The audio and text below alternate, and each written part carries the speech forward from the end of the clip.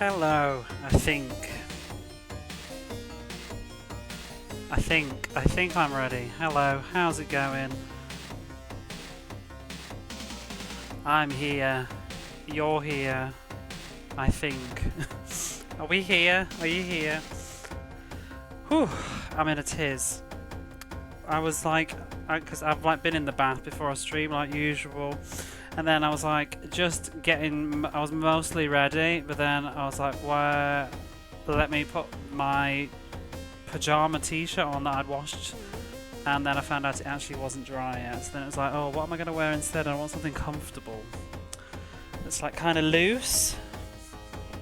But yeah, that's my exciting conversation. And then I couldn't find the glasses. But yeah, how you doing? Hey, Smudgy, Mariah, Rudo, Jason, anybody else? Doam. Oh, I didn't reply to you because I thought, you know, it's kind of a bit silly to sit here like typing messages in response when I could just like, you know, like change the fucking scene and begin the stream. But yeah, Sonic and Knuckles, you can never get hold of Sonic 3. I never had either of them. I used to borrow them, and it was like two different friends owned them, so I used to borrow one and then the other, and then eventually I'd borrow both and be like, oh my god. So watching the Jungle Book clip, oh my god, yeah. I know. I was actually laughing so hard. I haven't looked at that since I highlighted that Jungle Book moment today, and I was laughing all over again at the same. I was laughing at myself laughing, which is just ridiculous. It's like, I don't know, laughception or something. But it was a good time. I was actually watching another stream today. I was watching Depths VT. I'm going to give them a shout out, even though they're not here. I don't care. That's the way I roll. I was having a real hoot watching them. They're a retro streamer, usually on about 4 or 5 hours before me. And it was so funny. And then they showed showed this clip, which is very similar energy, like, you know, you're just losing it. So it reminded me, like, oh, I need to highlight that before it's lost forever, because I quite liked that moment. But yeah, it was funny. I was watching Deps play in Adventure Island most of this afternoon today, which was really funny.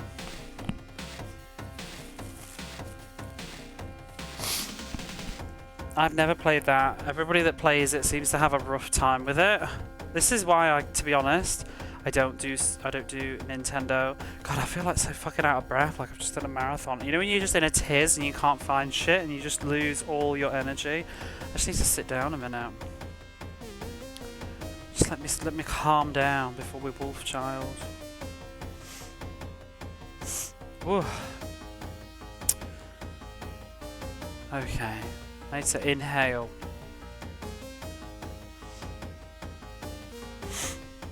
Right. But yeah, we're going to do Wolfchild. We're going to revisit the fun of Wolfchild that we were playing yesterday.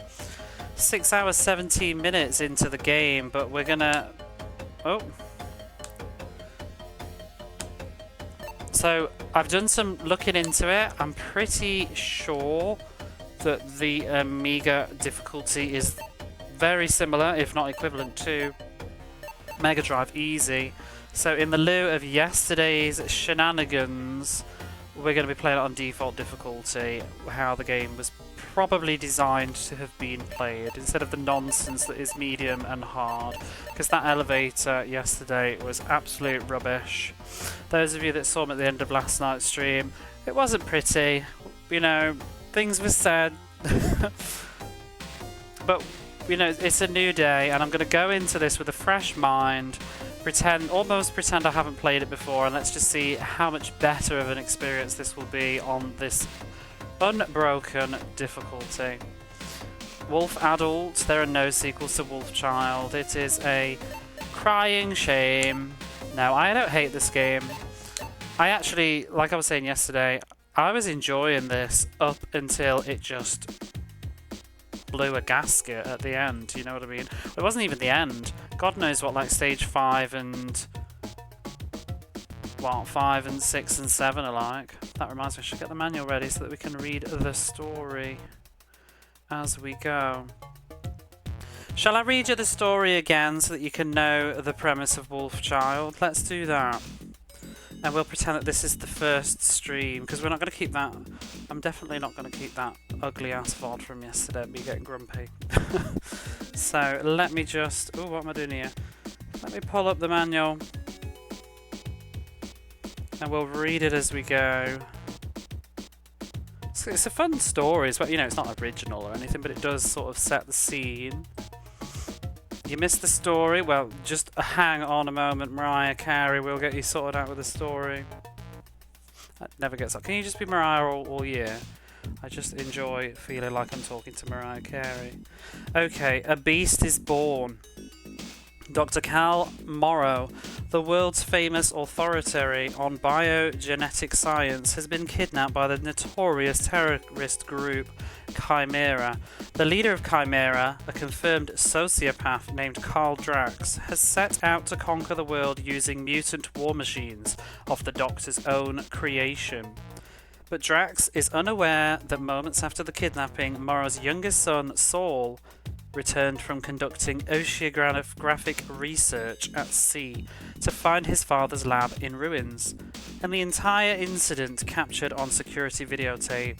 At this moment, Saul swore to do everything in his power to avenge his father's abduction and bring down Drax once and for all, but Saul knew he couldn't take on the bloodthirsty Chimeran army alone.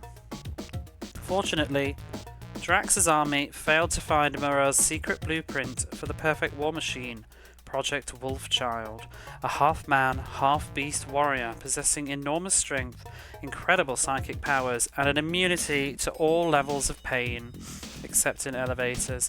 Saul had no other choice.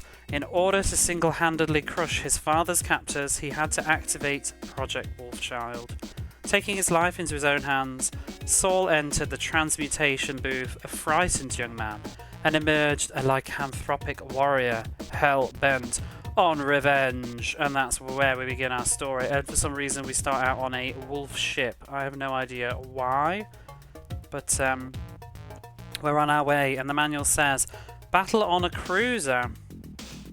Begin your quest by boarding a giant battle cruiser on its way to the Chimera stronghold. Okay, that's why. Here, you'll come face to face with Drax's airborne assault squads and deadly bird mutations created using your father's captured knowledge. There we go. Offer not redeemable in elevators, no.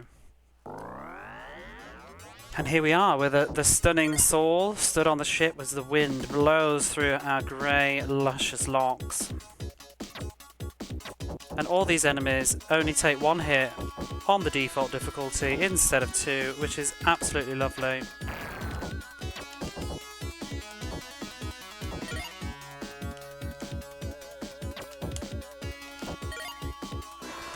Beautiful visage. We fade to grey. That's a layered joke. Hope you get it.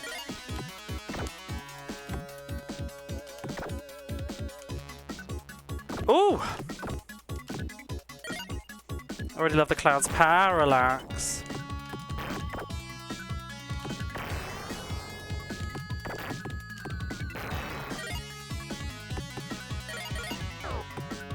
This thing has insane health on the difficulty we were doing yesterday.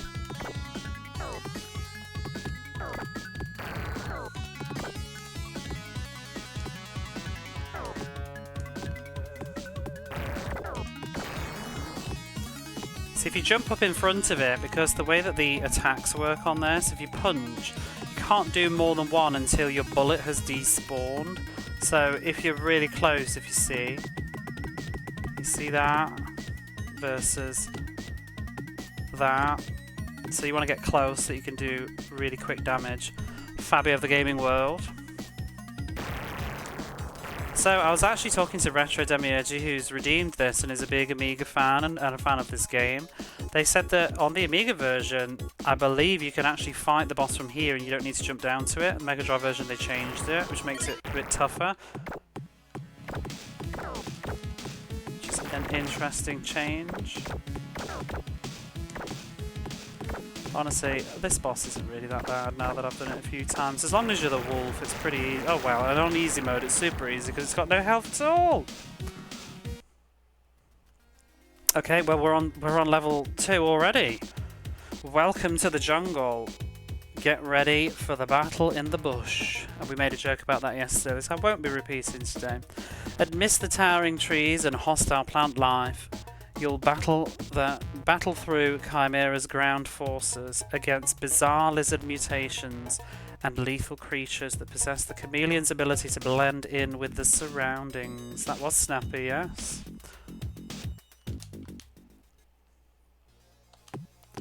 Boop boop. Oh, I just wasted my bullets. That was not very smart. I'm a pro at this level now. I've done it that many times. But that's how retro gaming is. Oh.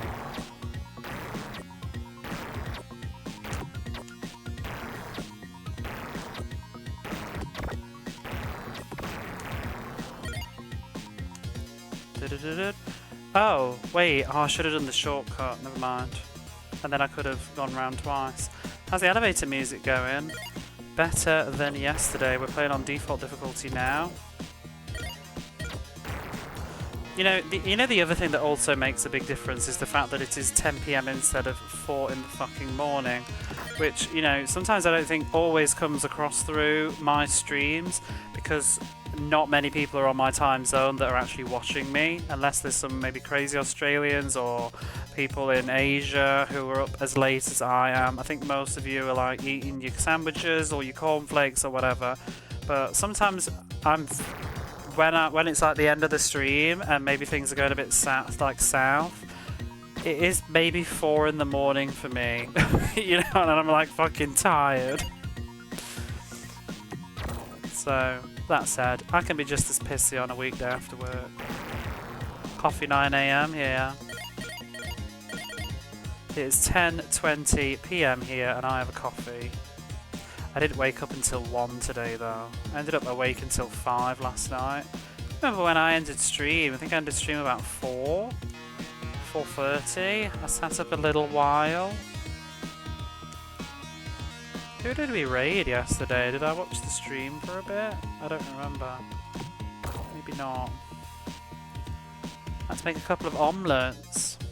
So I got up today and I made a curry, which I will be eating for the next 2 days. But I overcooked it, so the potatoes started to like get ready to be mashed. But it's fine. I mean, it's not a curry anyway. It's more like a stew. Your lunch was fine. I didn't ask.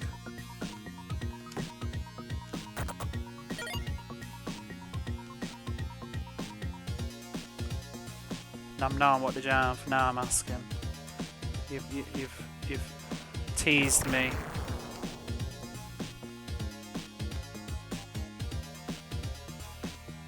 I kept meaning to go to the supermarket today to get some more food, but I never did. Stick around for more exciting anecdotes.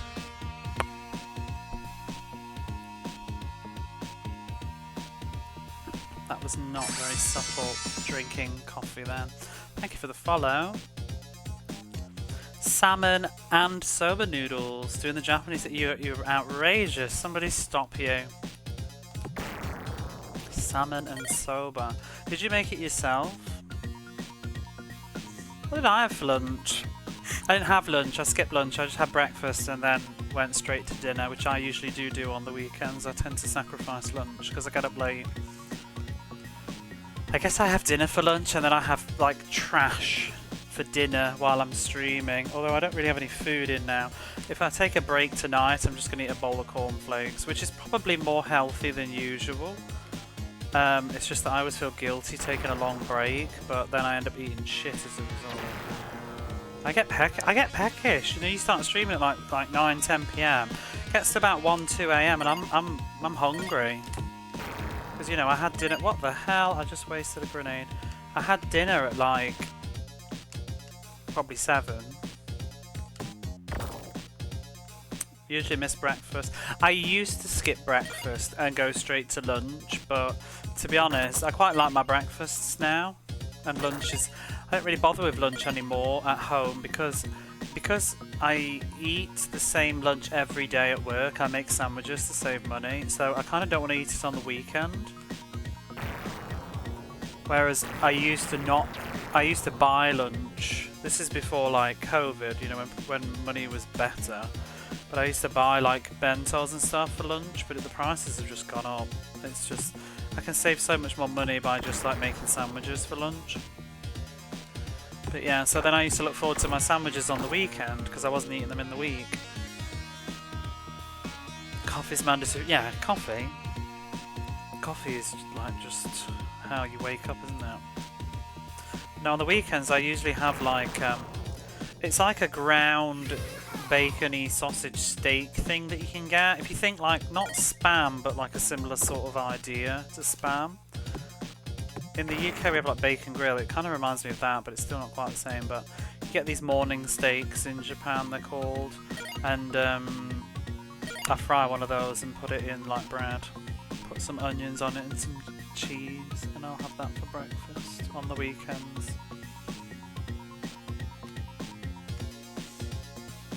He didn't make it from scratch. Never liked Spam. Hot Spam's good, I think. Cooked Spam, but it's also one of those things that like I couldn't eat a wedge of Spam, but like bits of Spam like fried with something else is a good time. Like they do here, like I think it's Okinawan style, they do this sort of like noodle dish, very thin noodles. I can't remember what it's called now, but they chop up little bits of Spam and fry that amongst it all, and that's pretty nice.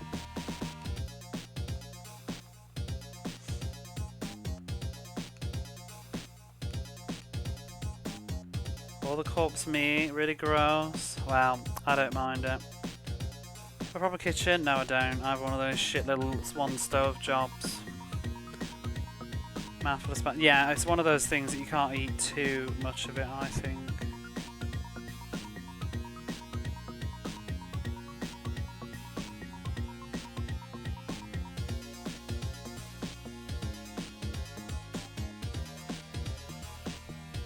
Too processed. You like Spam? Sometimes you just it's about cost efficiency. I mean, I actually don't eat Spam, so I'm just talking about it. I think I've bought Spam once. It's actually really expensive here, so that to me that defeats the point of Spam.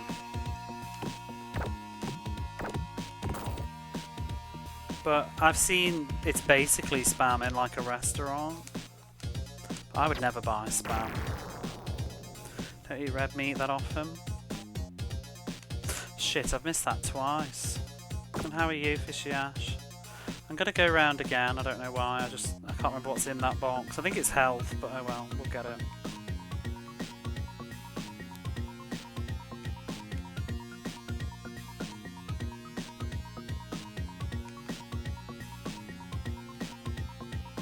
Yeah, I don't really like cooking because I don't have a very good kitchen.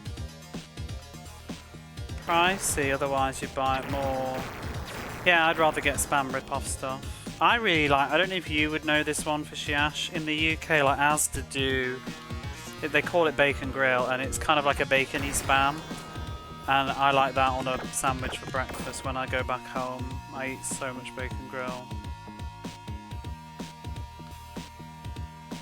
That pace is fucked up. I won't go that far.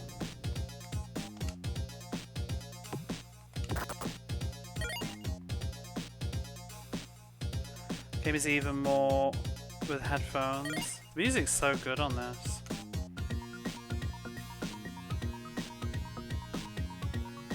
I think everywhere has problems.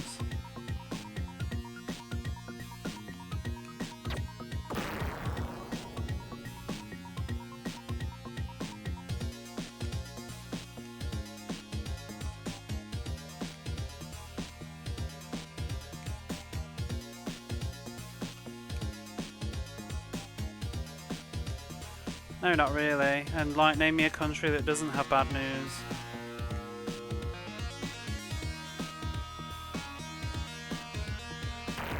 Bit of a generalization.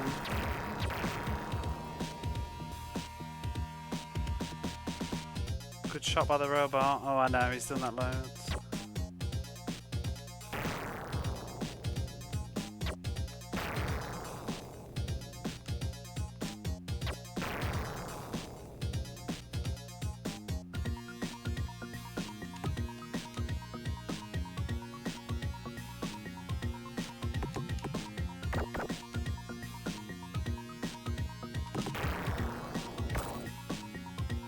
That place got active civil war. Yeah, I remember when I visited Cyprus though. They had they did have. I don't know if it's still true, but they did have a thing. I was a kid, so I didn't really understand what it was about. But it was like there was a line that you couldn't cross for like visa and complicated reasons. It was like was it the line between Greek and Turkey side, or the other way around?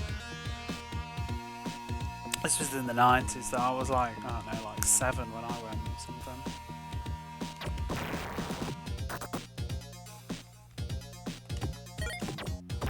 And I think we were on the Greek side of Cyprus, if that's correct.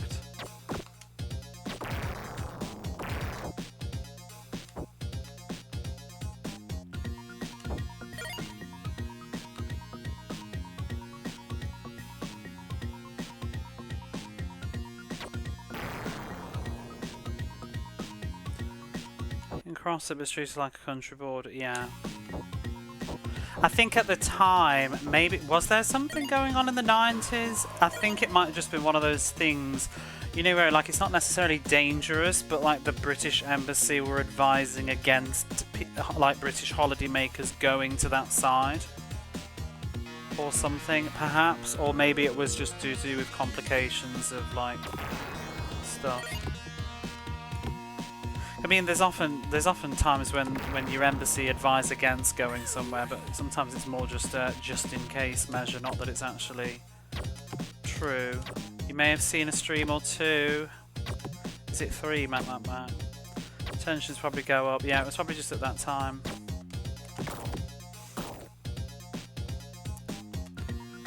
How are you?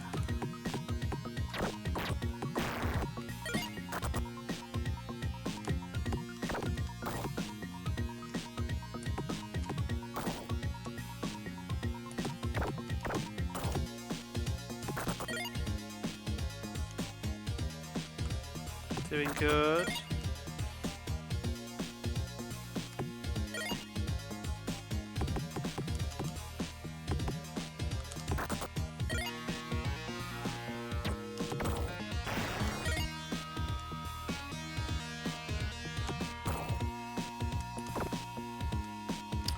Well, that went a bit wrong.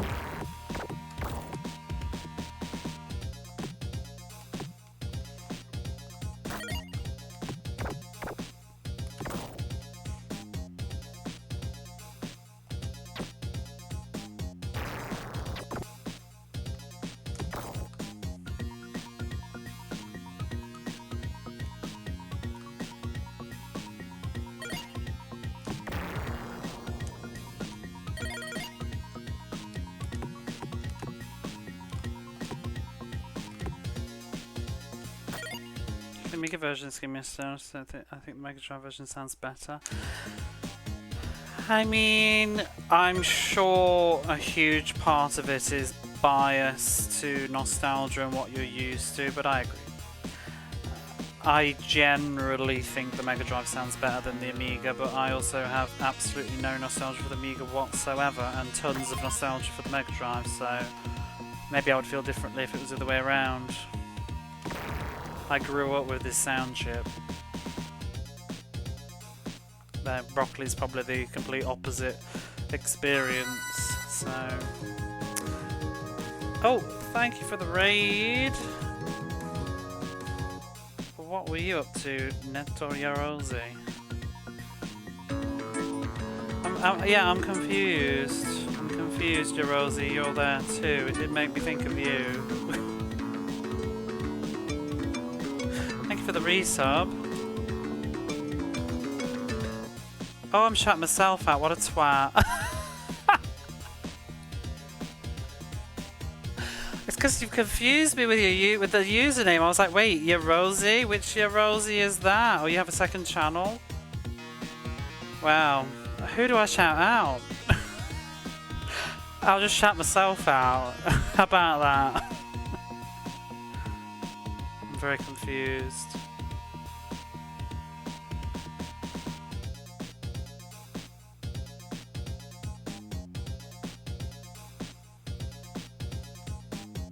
Oops.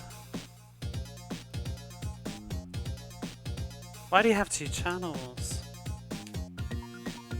Am I shouting the right one out?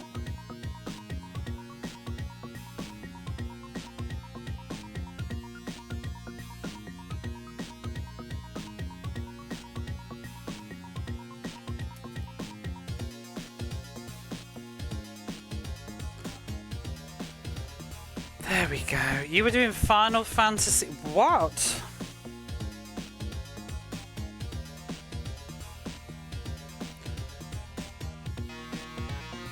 Oh, I see what you're doing there. Oh, I'll drop a follow and be nosy. Sometime. Okay, well, congrats on 51 followers. Was I 51? Did somebody just get in there before me? That's annoying.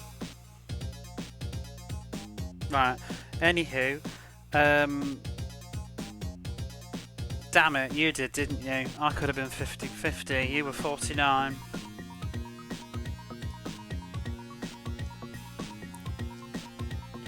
In order to learn Japanese, you biting a lot off with Final Fantasy VII. You could perhaps pick something a bit easier. I mean, I know you're probably familiar with the game, but yeah, it's a long game, that is. A lot of chatting. How's Wolfchild going? I thought I finished this yesterday. No. Yesterday, we don't talk about yesterday's Wolfchild. It was not full of grace.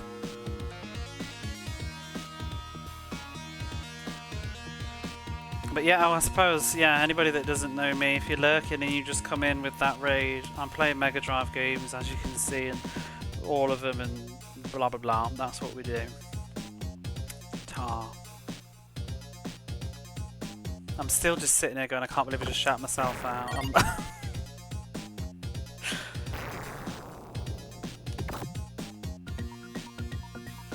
Nino Kuni Furigana. Again, it's still a big game though. Like, I feel like, well, you're doing a stream though, so maybe it's a bit differently, but I found for me when I was first starting out, the best games were like some really simple, short games on like Super Nintendo or whatever.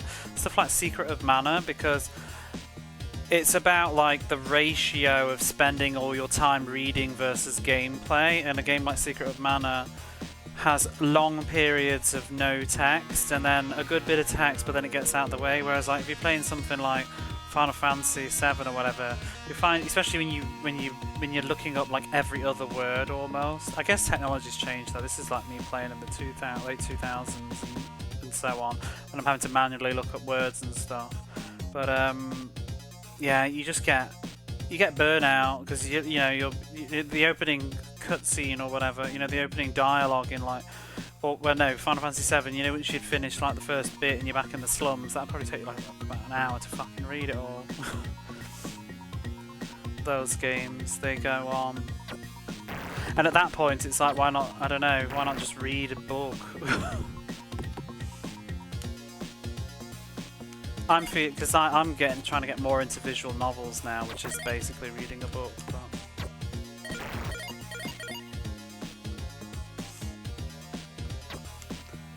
I do still have those books, by the way. I might try and get to you over Christmas. The textbooks that I've never thrown away. You are welcome to.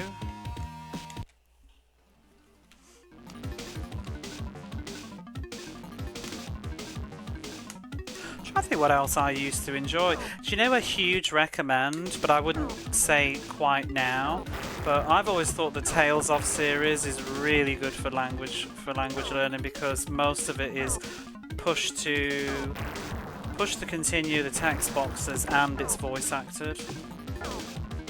But the actual language in Tales of games can be quite draining because it's all like high fantasy stuff. But something like Tales of Fantasia on PSP is a good one. Link's Awakening, too much gameplay to text. Yeah, Link's Awakening will have barely any though, because it's like you just have the start town and then that's it. And then once every blue moon, the owl shows up. Right, we're on stage 3. First game in Japanese, Pokemon Fire Red. My problem with Pokemon is there's too much Pokemon in it, and sometimes And I found some of those early games, they were a bit hard to parse, like when one word is ending and one's beginning, when you don't know it, when you don't have the vocabulary either. But I did the same. I played, one of mine was Pokemon Platinum. I remember I played that very early on when it was new. Which will tell you roughly when. Pokemon Platinum was the newest Pokemon game, I think, when I was trying to play something in Japanese. I bought it in Japan in like about 2008. But I didn't get very far with it, I got bored. No, I played quite a bit of it, but I actually preferred being on my computer and playing like Secret of Mana or something. It's tricky with that kanji, yeah. Well, it's a fine balance. I think you're not wrong with playing something with furigana because then you've got the best of both worlds. Ni no Kuni is a good one. These days, though, like if you play a lot of Super Nintendo games like Zelda, Ocarina of Time is a good one because it's got furigana if you play it on the 3DS. And Twilight Princess, those stuff. And I feel like they have a nice balance of text to gameplay.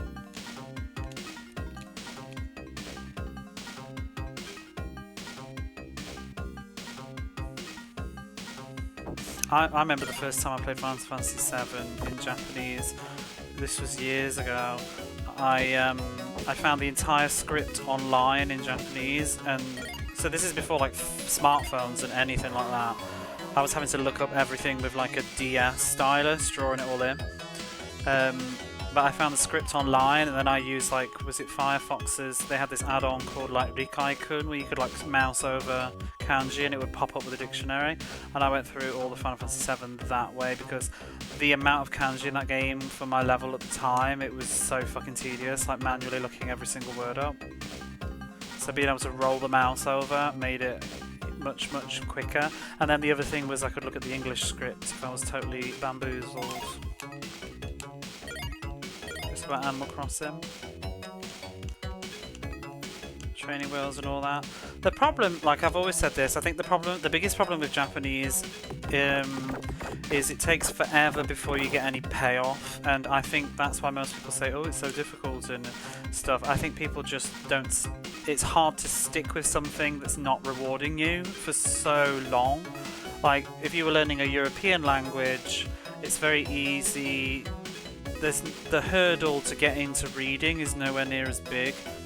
It's very disheartening when you can't even just like buy a book from the store and enjoy trying to read it because you're having to sit there looking up like every other word in a really tedious manner of like drawing it in. I mean, before we had smartphones and the DS thing, it was even worse because you would have to sit there with a kanji dictionary, counting the number of strokes in the kanji, looking it up by how many there were, and I don't know how people used to actually put up with it in the 90s, to be honest.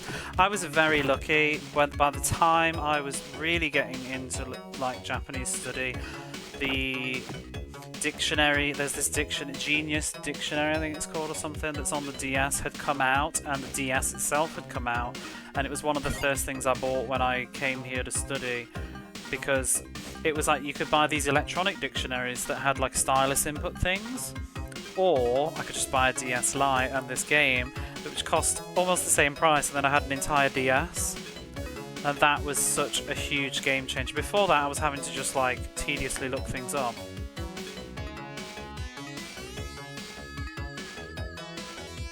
Books are heavy for so long. Kanji is the biggest barrier forever. I don't, because I did a degree at uni, and I don't feel like I started to enjoy the language until my year abroad, and then pretty much I would say that after I graduated and moved back out here is when everything really started to click. Before that though, it was so limiting, like trying to do anything, and you get ambitious like, oh, this fucking bug, why are you there? Why are you doing this, you fucking bellend? Oh my god, that was not fun. Anyway, but yeah, like trying to do anything, like I remember buying like Wild Arms XF. By the way, hello Quiggy. I remember buying Wild Arms Alter F, is it called, on the PlayStation 2, because that had Furigana on it, and I remember trying to play that, and I just got bored. It was just too much dialogue. I remember playing the start of... The first game that clicked with me was Tales of Fantasia on the PSP, but I only finished that for the first time like a year or two ago though. But it was kind of funny to I'd keep replaying the start of Tales of Fantasia every couple of years and feeling how much more I understood than the last time. Yeah, but with Furigana it's too heavy. With Russian, yeah, Russian's not. I wouldn't say Russian would be as bad though, because once you've because you know, if you know anything about Japanese, there's obviously 3 scripts. There's hiragana, katakana, and then there's kanji. Hiragana, like, I don't want to be disrespectful to anybody. Just my very honest opinion. Learning hiragana and katakana is not difficult, and if you find that difficult, you're in for a huge fucking shock later on. Like, because that is not difficult. Like, I'm not saying it's easy. It will take you a little bit of time, but it's really not a big deal to learn that. And you need to get on with it. If you can't deal with learning hiragana and katakana, you're not going to get very far at all. And that's okay if you have a problem, but yeah, that's not the biggest hurdle. The hurdle of reading comes later. Because, you know, I think I learned hiragana in like a month, maybe, to a degree that I was reading it well. And also, you won't overnight be amazing reading it. It comes with just... your reading speed just gradually increases with that, to the point where you're no longer reading hiragana. It just is like reading English letters. It's automatic. Katakana takes a lot longer, I think, because it's used less commonly, and the words kind of look a bit alien because they're usually foreign loan words and they're harder to recognize quickly. And certain characters in katakana you really don't see as often as others, but yeah, it's not a huge deal. And when I was trying to learn Russian recently, I felt the same way. Like it felt like learning hiragana again at first. Like it was taking time, and it would take immersing myself and doing a lot of reading for it to click. But like once you've learnt the script, you've learnt the script, and that's it. But Japanese, you're always learning the script, and it will never stop. Like even now, like I'm watching a drama and it's got the subtitles at the bottom, and somebody says something, I didn't quite catch it, but the subtitle has a kanji, and I'm like, I don't even know what that fucking kanji is, and it's like however many years later and I'm having to look something up still that I can't even read, and like drawing it all in. It never ends, that doesn't, but Russian would have its own different problems, and I don't think it would be to do with reading, it would be to do with grammar. Finding your kind of reading's got better. It will do. The more you read it, the faster you'll get at it. It's a speed thing. Uniquely different challenge. They are, yeah. And also, there's thousands of them. Like, if you talk about, like, hiragana, I don't even know how many, somebody can probably answer this, but there's like, 40 characters or something? 30, something like that? There are thousands of kanji. It's not the same at all. And that's why learning hiragana, like, it's an achievement, you know, you learn to read hiragana, that's an amazing achievement, but it's not, I think it's a more of when people are first starting out kind of thing to say, but it really isn't that much of a challenge compared to what's coming later. So 50ish, yeah, it's just and also I've never really subscribed to the idea that you need a textbook and stuff to learn hiragana, like all these like, oh, I bought this textbook that's gonna help me learn hiragana. You need to fucking just sit down and write it out a couple of times and keep. And another thing that I found helpful was if you're into music, listening to music and looking at the lyrics, that really helped me apply the sounds to the stuff. I remember buying Utada Hikaru's album when I was like, I don't know, 19 or something. I couldn't read the kanji, but I could read the hiragana in between, and I would just listen to my favourite songs and see it phonetically in front of me. Just stuff like that. You don't need to buy a huge textbook on how to learn hiragana. It's kind of just a waste of money, unless it's just to have exercises in to practice, but what you need to do is just engage with it, just read it, watch something, listen to some music and follow the lyrics. Try and read some books that are hiragana only and see if you can understand it, and just keep going. Just do lines for kind of. You just need to sit and write it out. It's the best way for you to to learn it out. Yeah, you just need to keep writing it over and over and do some drills. Like get Anki and do some drills. Just sit there and go in A, E, key, call. Go through it all over and over and over again, and then it'll be done. That's it. There's no secret master way to do it. Just a good old-fashioned grind with that one. That's probably true with a lot of it, to be honest. It's just, you know, there's all these books and methods of like, oh, applying stories to kanji. If that works for you, that's magical, but for me, I just find it a fucking waste of time trying to make some big long-winded mimetic or whatever they call it. Combined currency, no. But yeah, it's a very phonetical language. It's got consistent rules, which makes it easier to do. Oh my god, I'm playing like garbage now.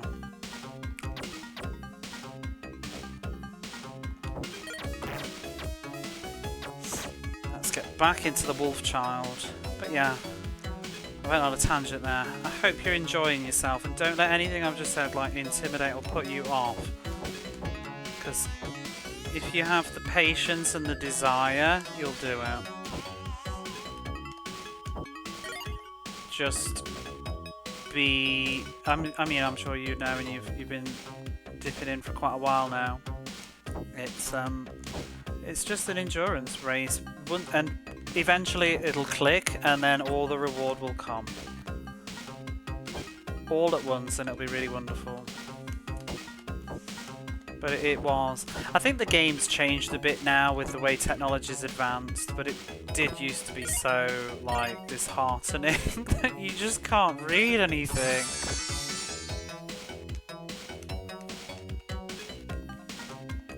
Thanks for the follow. Whoops.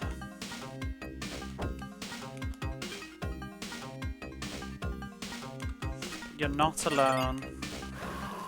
Mnemonics help with a kind of learning. You don't use them now.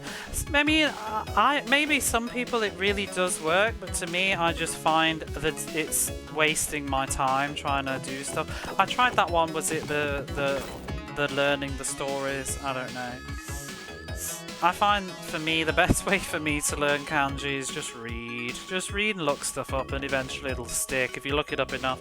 Especially when you're not a student. Like, I don't have tests to pass, I don't have a course, I don't have homework. You know, when you're just learning at your own pace and stuff, you'll learn kanji just by seeing it over and over again in context. That's the easiest way to make stuff click, is to have it be presented to you in a context that's interesting and engaging. But trying to simulate that situation is hard work. What I used to do more recently, it's part of why I was enjoying streaming some of those games, I would, after I finished the stream, I would go back and look at all the bits, all my lookups, and take screenshots of them and make flashcards out of them. I've got so many. I haven't done it for a long time now. But then what I'm finding even now, like I'm watching dramas right now, and somebody will say something, I'm like, oh, wasn't that word I heard in Legend of Heroes? And then I'll go through my flashcard and be like, yeah, there's that flashcard. Oh, there it is again. And then it really clamps into my brain now because I've got two different associations with this word. And that's really one of the best ways, because otherwise, you know, I've done the thing where I'm staring at a textbook and I'm just drilling that, like, what, Keizai means economy or something stupid like that, and it's got no meaning to me, so it doesn't stick. It's not interesting, it's boring. But unfortunately, some words are boring.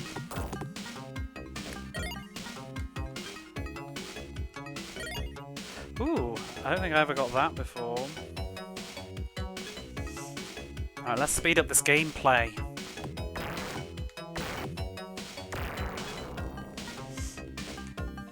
I was going through, whoops, Final Fantasy VII last year again. I played it before, but I was going through it again and enjoying myself. Got some words from that. You said something before, Oblivion, and I was so rude. In fact, yes, you did. I knew I had something in my brain. Thank you for that giant Eurosy Cat Jam. My manners are atrocious. Sometimes I make a mental log in my head to say something, but I was finishing that sentence and then it just went. I just saw you using him again and I was like, I knew, even Oblivion, there was something I needed to say.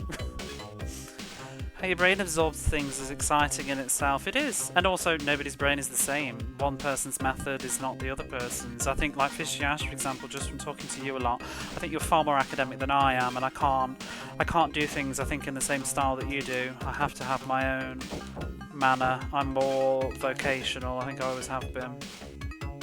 Which isn't necessarily the greatest combination.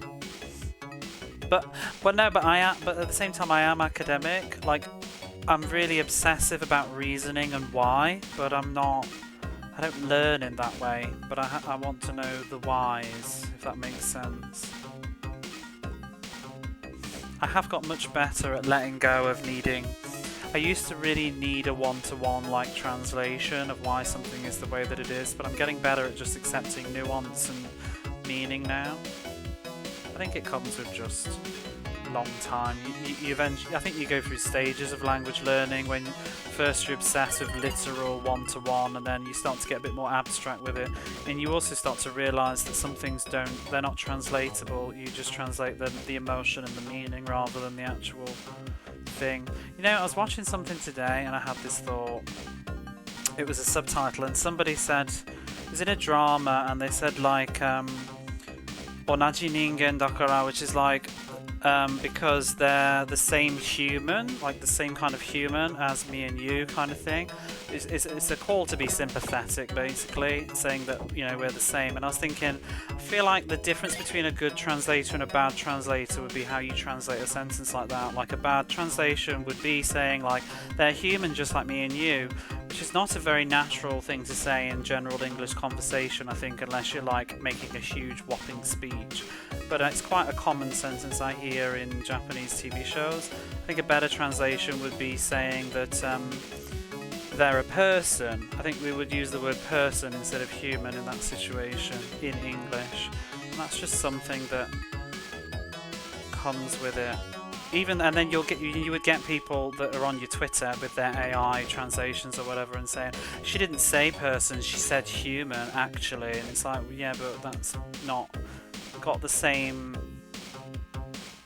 what do you call it? What's the word? Register in English. It's a bit alienating to say, it's a bit scientific to say human. Just talking to your best mate when you're like 17. I don't think you would say that. And you have to think about how would this be said in English. Like, she's a person too, you know, kind of thing. Not, she's a human too, you know, just like me and you, is a weird sentence in English, I think. Oh, fuck's sake. Ah! Did I miss the thing? I was zoning out, and I did, didn't I? Did I pick it up and just talk all the way through it? Oh no, I think we're just gonna have to die. I'm like not, I'm autopiloting this game very badly right now because the conversation got weird. Don't learn particularly well from looking at the screen or attending a lesson. I learn with my own devices. I learn by reading and consuming media that I enjoy. Let's get into some drama, you Rosie. I'm going to push the drama agenda again. Get in my Discord channel and join in by myself. Watching some shit drama. No, it was really good. I'm so deep into drama these days. I go through phases though. Like, I remember doing it early days of university, with watching stuff with English subtitles, and then when I first moved out here and had a TV, it was like, oh my god, I can watch all this stuff on TV. I was like recording it with the PlayStation 3's, what did they used to call it? Torune, which was like this Japanese software on the PlayStation 3 where you could record TV. And now I'm like back into it again with streaming. I went through a phase last summer and then stopped, and this summer I'm back in a phase, but it's really stuck. You need to hop on the drama train. You do! I've been watching loads of good stuff. Good stuff and bad stuff.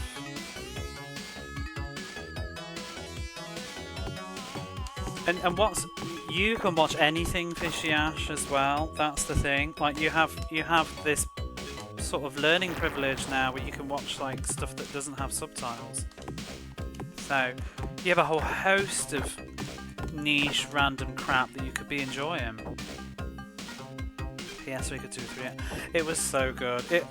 It's low-key one of my favourite consoles, I think. That era, even the Wii U, I barely played Wii U games on it. My Wii U, I watched so much TV on my Wii U through the streaming stuff on the old websites, but PS3, I used to record the TV, and you set it up and it would record the subtitles as well, like the captions, the Japanese captions, which was so good. It was, and then I could like rewind the show. These days you can watch things on TiVo. And some stuff. The only problem is a lot of Japanese stuff, if it's old, like older than probably like 2000 and I don't know, 15, even 18 to be honest, it doesn't usually have subtitles on streaming services. They're very bad at having captions for the hard of hearing. I am gradually getting better and better at not really needing them too much, but if it's a heavy show like a medical show or something, oh my god, I really want the subtitles.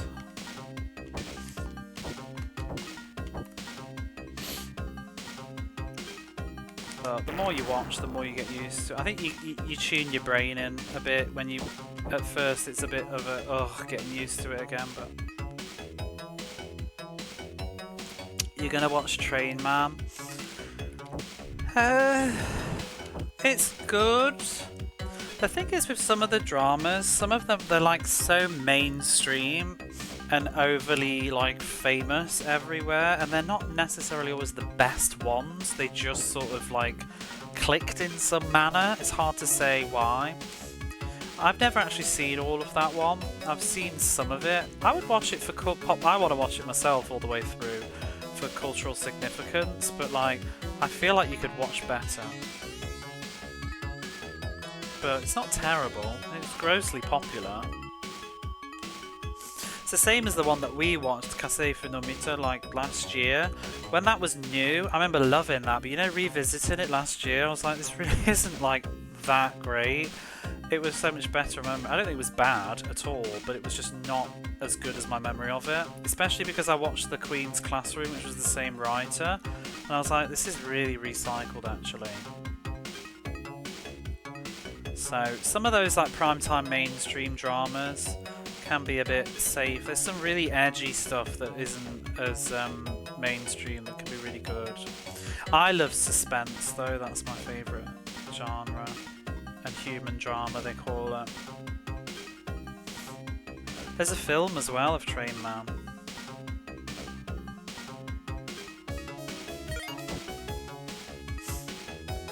The fact that he's seen it referencing something else kind of took you aback. Oh, it's absolutely worth watching. You can't do too bad with it, but yeah, it just... I think if you'd have asked me back in 2011, I'd have given it 10 out of 10, but I think I gave it an 8 now. The only James Ryan we watched was My Boss, My Hero. I don't know if I've seen that one. What is that? Is that Korean too? That name sounds familiar. My Boss, My Hero. Is there one there? Yeah, I've not seen that. Oh yeah, there is a Korean version too. I don't know which was first.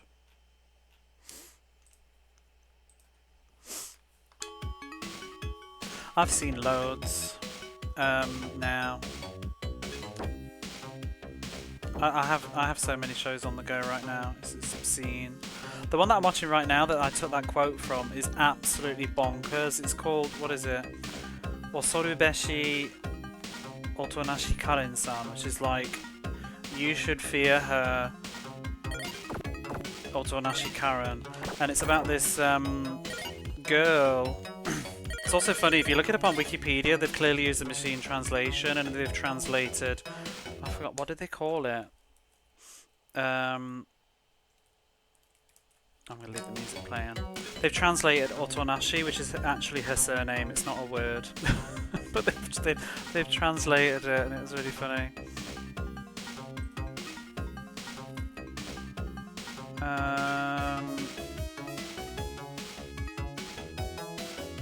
I was looking at her actors, the actor's profile.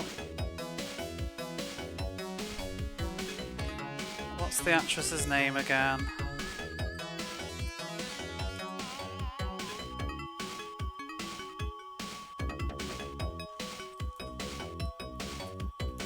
It was in her like credits on the. Oh, here we are.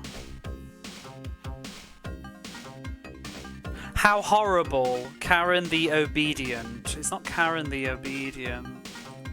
It's like actually her name in the television show. It's her surname.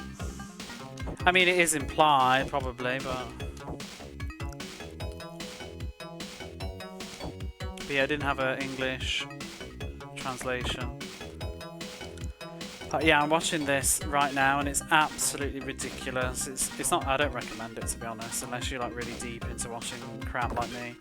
But it's about this girl who sort of overhears. She's got a crush on this guy at school, and she overhears him as a joke that he likes girls that are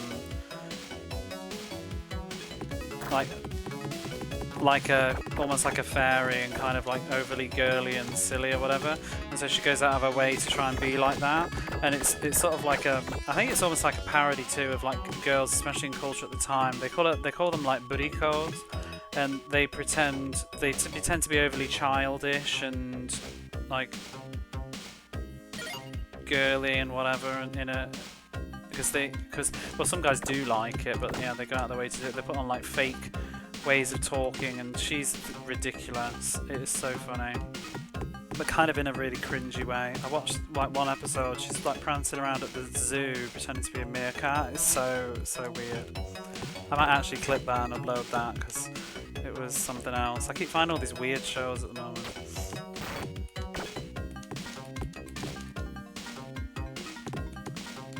But it's based on a manga, so that says a lot. Well, any drama that's based on a manga is always going to have a certain level of like silliness to it, to be honest, and a certain target audience. The best shows are usually often not based on. They're based on books. Are the better TV shows, not manga.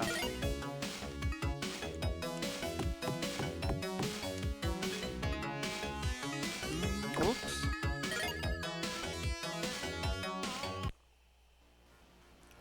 Right, Spider Boss.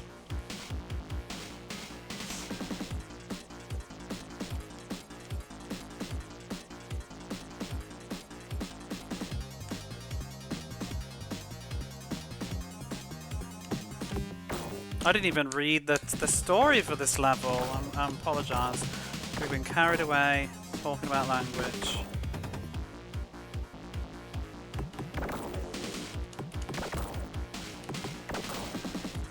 So easy. I thought I'd get yesterday, the next level.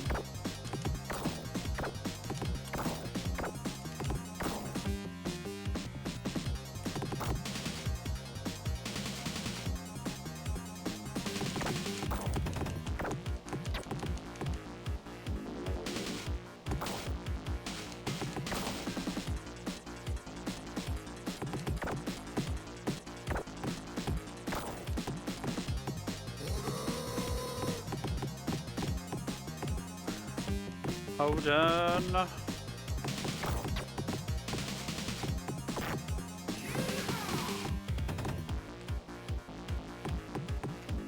Night and day how easy this boss fight is compared to medium. So yesterday we played the game on medium, which is not the default difficulty. Easy is default. But because it's got easy, medium and hard, I thought, well, whatever, I'll just give it a go on medium. I'm sure it's fine. It's not fine at all. And from looking at footage, the original Amiga version is easy. But yeah, I got stuck on the next level because all they've done for the difficulty, they haven't changed anything other than just hit values, and they've given everything like double the health. So like that spider boss that you just saw, it takes 2 hits to kill one. On medium it takes 4. But what happens is, while you're trying to hit it 4 times, you start getting overwhelmed by too many on screen, which is what happens on this next level and makes it impossible to do, in my opinion, on medium. You can't kill everything fast enough, especially when you've died and lost your wolf power. But yeah, that was the temple. Once a thriving mecca of worship for the filthy rich, the realm of the ancient temple is now a creepy, crawly arthropod colony. Now only beetle infestations, falling larvae, fire-spitting millipedes, and giant cockroaches dominate this cryptic landscape. And now we're on blast through the base. Finally, you made it into Drax's stronghold. Hop on the runway cargo elevator and prepare to face mutant warriors of every size and shape. Beware, turn any corner and you may find yourself face to face with trigger-happy fish heads. Oh, trigger-happy fish heads or heavily armed octo heads. Prepare to hate the elevator. No, it'll be fine now. Ready? It's gonna be a piece of fucking cake.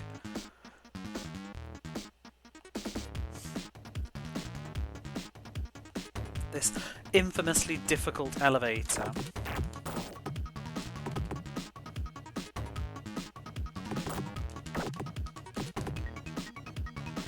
Yawn!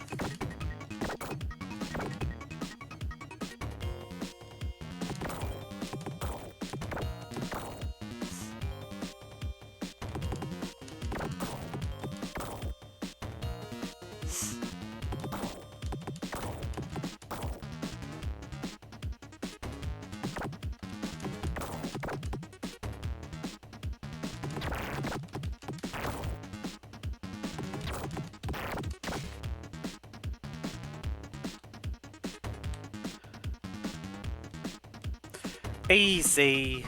The hate elevator. It was yesterday, definitely. The elevator. This is elevator action. And done. Yeah, if it was like that yesterday, you know, think of the good time we could have been having last night. But no, it wasn't. I will show you how to, if you're still around and you haven't seen the elevator, I'll show you how it is, how it is on the other difficulty. But for now, let's see what the rest of the video game is all about. It's all new from here on.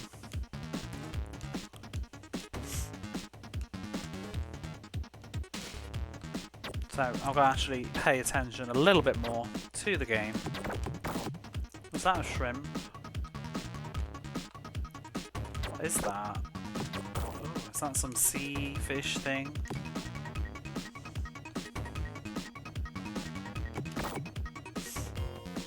Look for those goodies as well. Oh, a shield! Oh! But there's nothing in there. But I'm suspicious. I'm gonna waste my shield, but... Surely. Surely. How bizarre. I don't even need any more health right now. I might just leave that there for a minute. Aha! I've played video games before.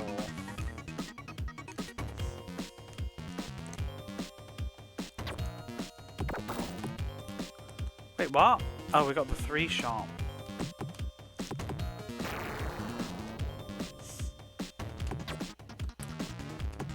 The 3-shot has big limitations.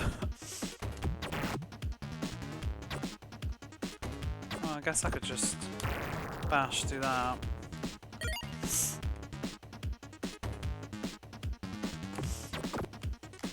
I feel like the 3-shot should fire through the floor in order to be useful here.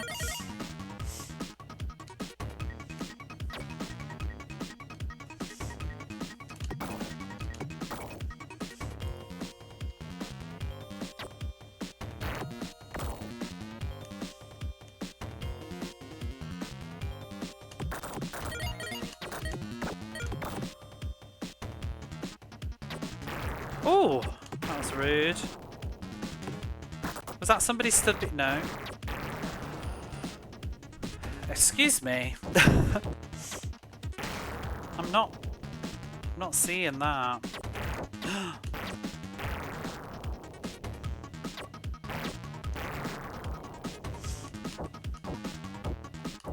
Oh!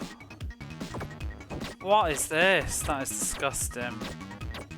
Be gone. Oh! Is it gonna be another one? I need health. Oh my god. How am I supposed to deal with this crap?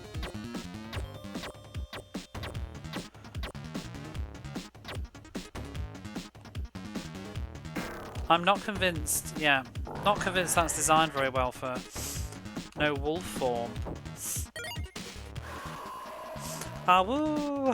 Can I get any health back somewhere? That's nice that the shield respawns.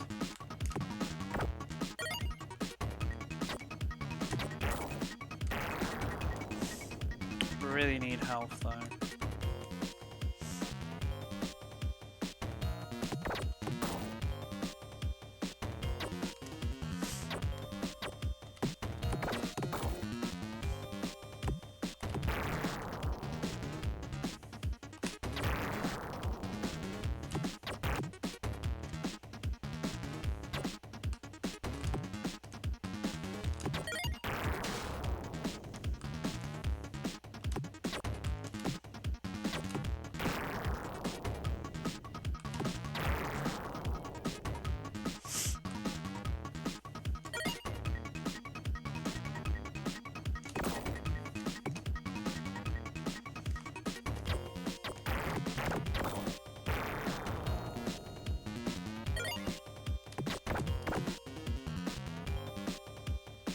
Okay, this thing is fucking ruining my day. I'm sure that that wasn't a gap before. Why is it a gap now? Ooh.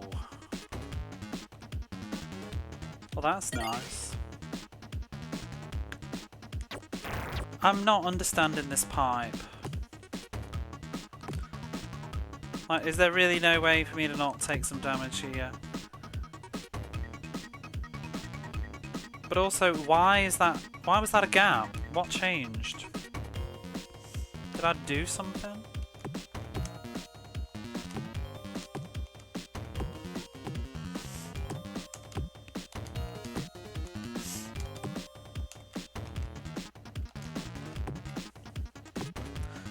It's definitely not like that yesterday.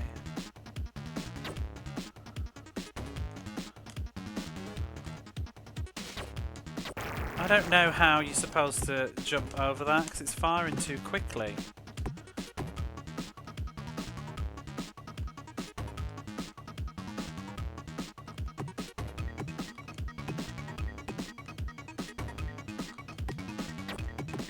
Oh, okay, I can punch it.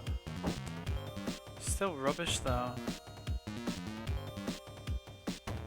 1, 2, 3. Okay, they're on a timer. See, we're learning things. We're learning things. Retro games being BS is a myth. There's a way. If it's a good game, there's always a way. If it's a bad game, there's not a way. Oh, he stays dead. That's very generous.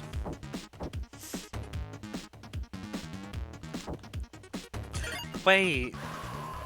The other one's gone as well. I didn't kill him though. Maybe just because I guess he spawned once.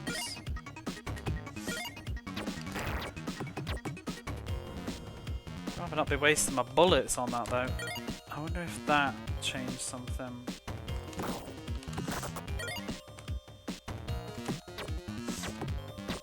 What is even?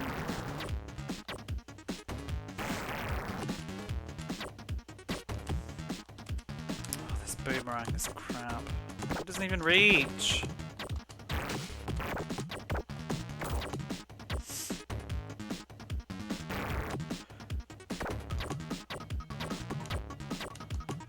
Just slightly out of reach.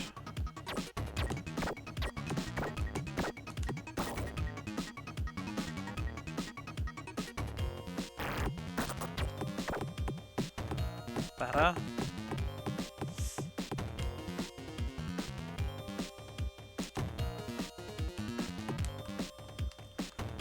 Ooh. How would I get down there? Aha. Genius.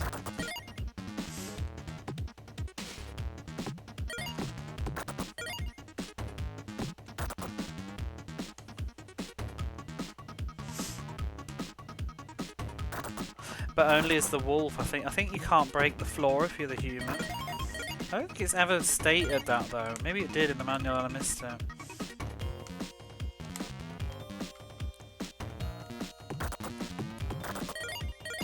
Wow, we've nearly got, oops, a full bar of health.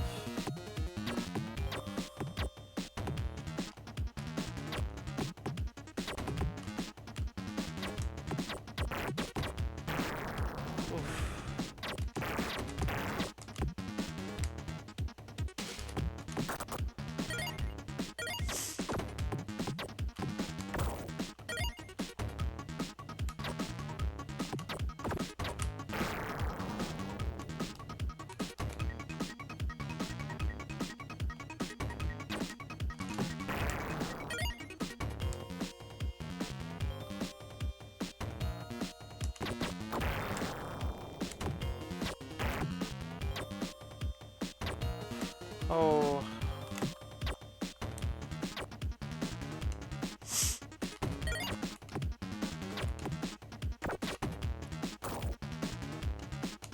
It's good jams.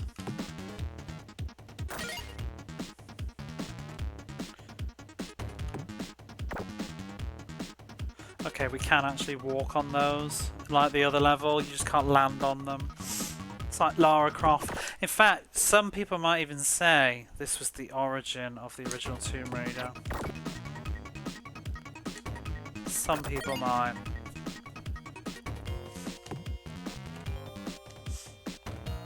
Being core designs and all.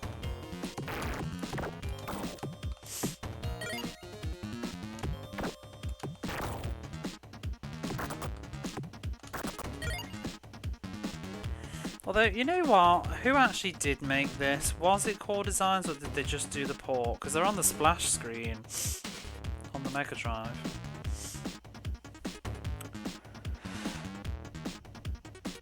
Mega and Atari by core design. Okay, yeah, so there we go. I need to blow my nose, excuse me a moment. In fact, we've got an ad break coming up. I'm just going to go because I need to pee as well. So I'm just going to take a very short break. I'll be back.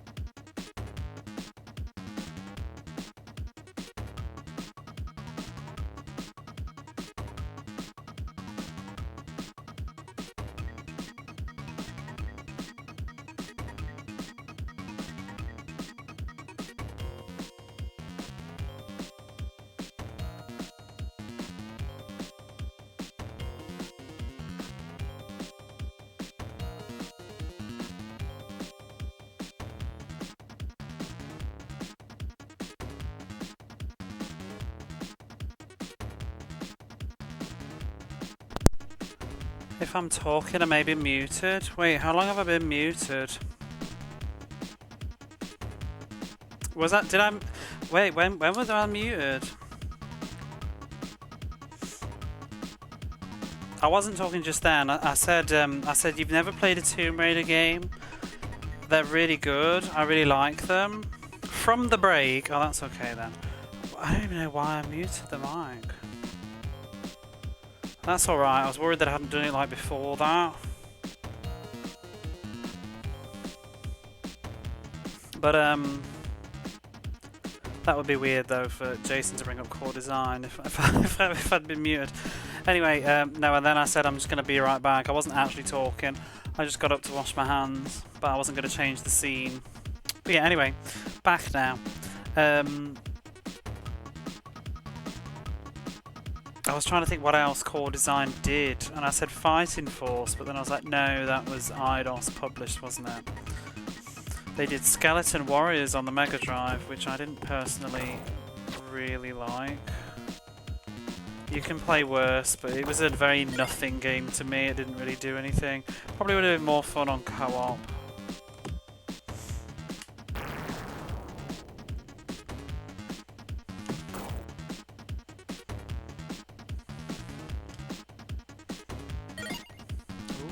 Oh, I got that fucking boomerang again. It's crap.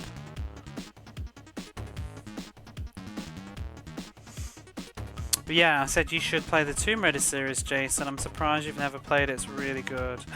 It's another elevator. Woohoo! I love this. I'm so glad I'm not playing it on medium now.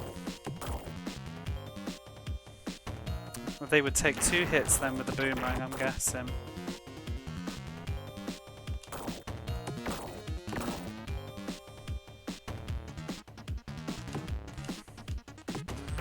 Oh, that's crap. I'm like, you're missing you. It's like going through his hitbox. That's very annoying.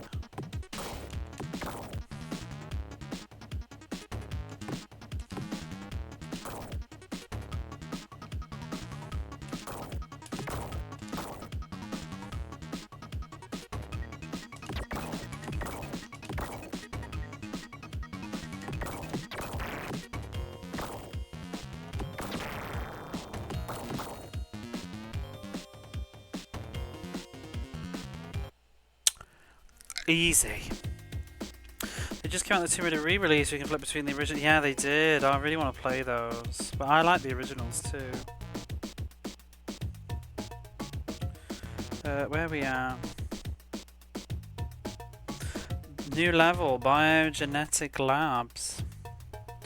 Mix it up in the biogenetic labs. This is where your brainwashed father creates all his killer mutants. Oh, I didn't know our father had been brainwashed. And now you've got to destroy them before they destroy you. Battle a gang of fire-spewing warriors through biogenetic silos on cargo conveyor belts and emergency scaffoldings. There wasn't even a boss on that level. Let's go to the Tomb Raider re-release. I read that, didn't I?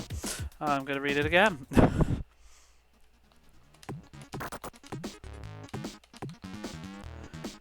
They've done 6 of the games now, haven't they? I really would like to play the remaster of Angel of Darkness. This level's a bit lazy, it's the same level again. I thought Demiurge says that Stage 5 had amazing music, which is your reward for finishing Stage 4, because it's the same music. I wonder if it's different on Amiga.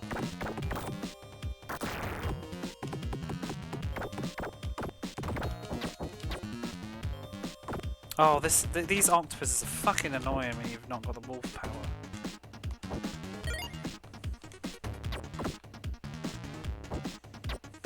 Oh!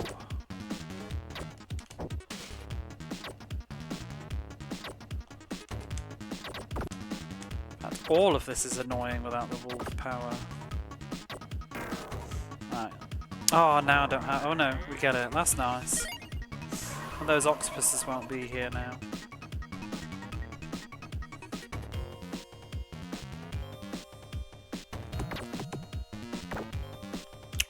Very odd that they don't respawn. Oh my god. That's annoying.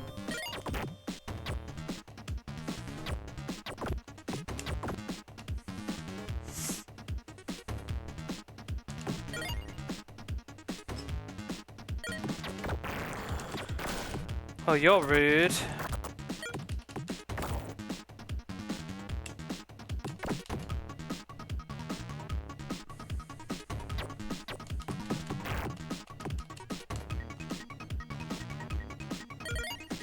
Woohoo! More levels than the Amiga. Oh, does it? Is this a new level?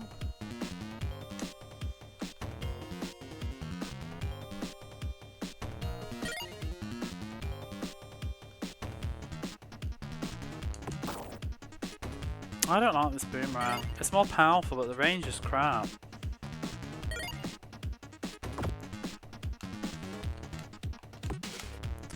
Okay, can't actually... Oh!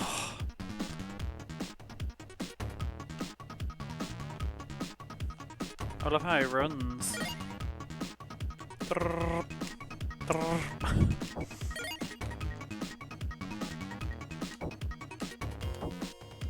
Really? Nothing? Nothing up there at all? Sure?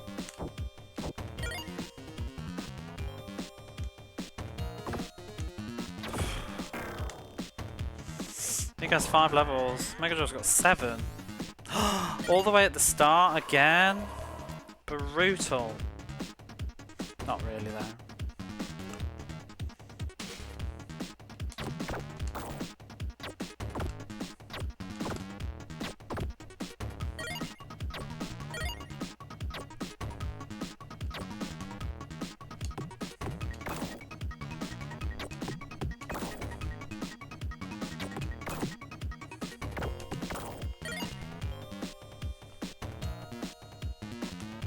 Oops. Split the level into 2 plants.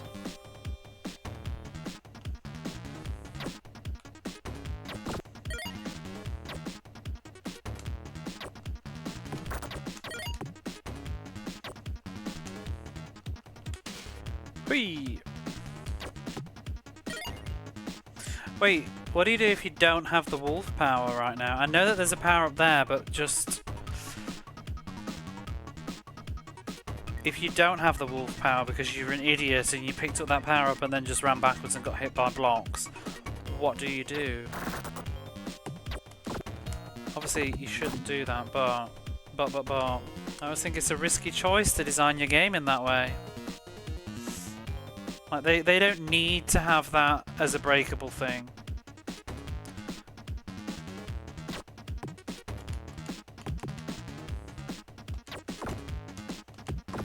Oh, this boomerang is fucking annoying.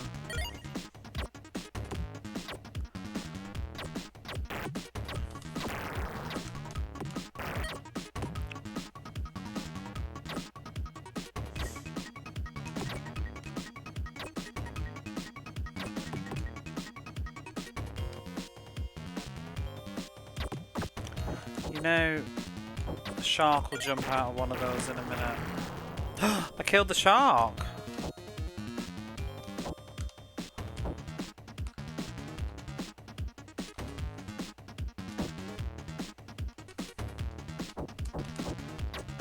Whoa!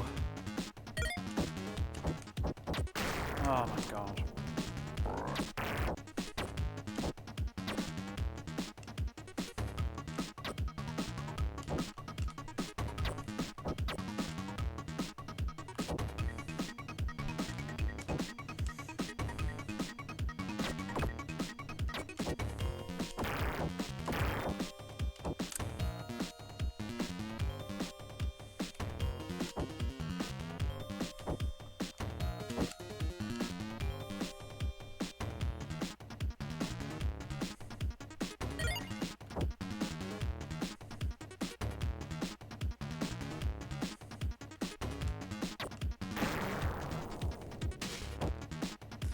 Oh, here we go.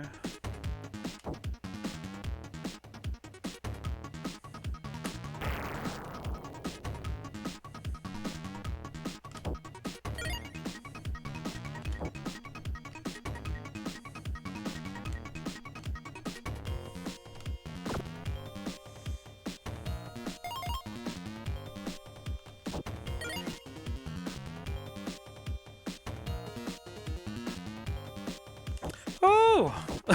Hello! Is that one of the fish heads?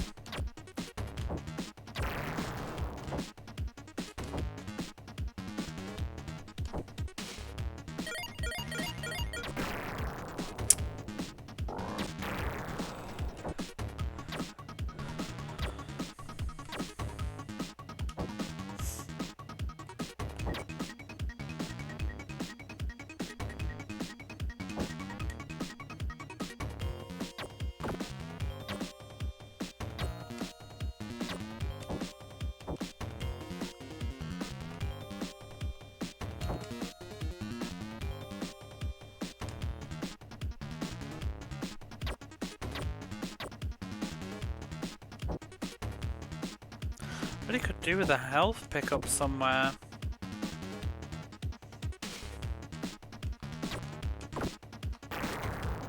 That's crap. The fucking box. Hit me. I'm gonna die again now.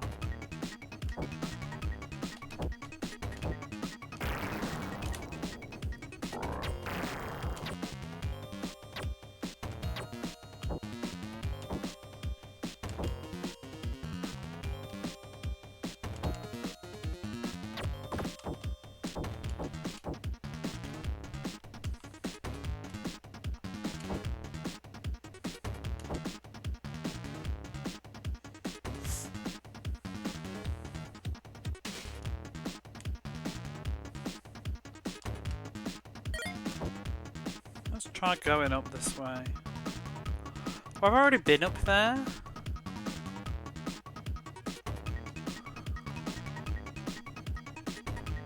Yeah, I have, haven't I?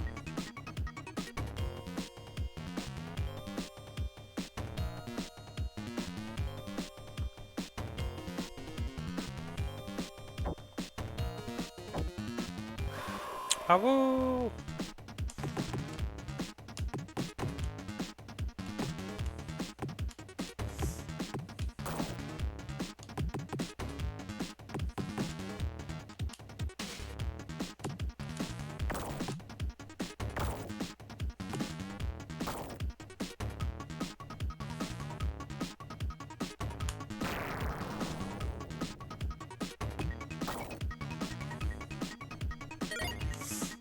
a bit more comfortable. Ooh.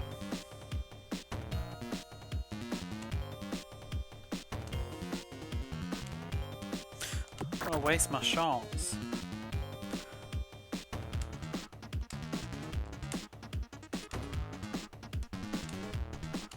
Whee!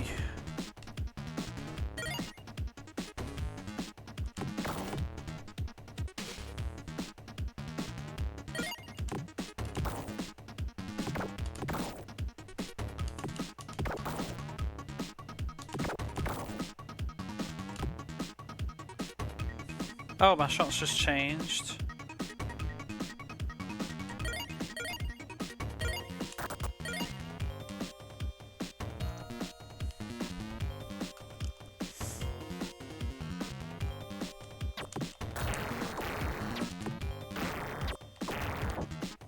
Penis.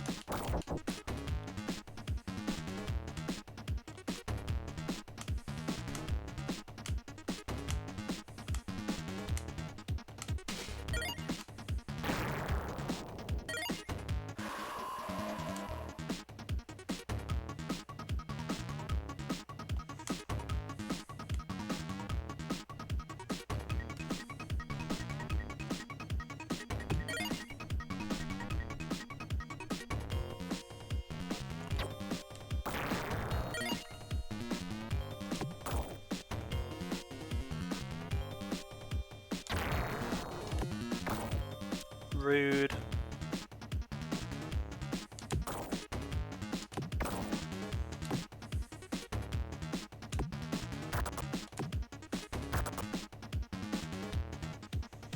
I don't even think I want that, to be honest.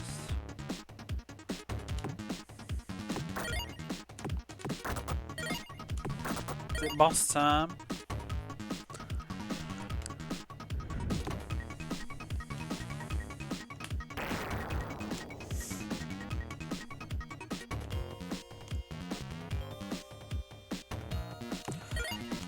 I thought there'd be something up there. I don't know what I just hit.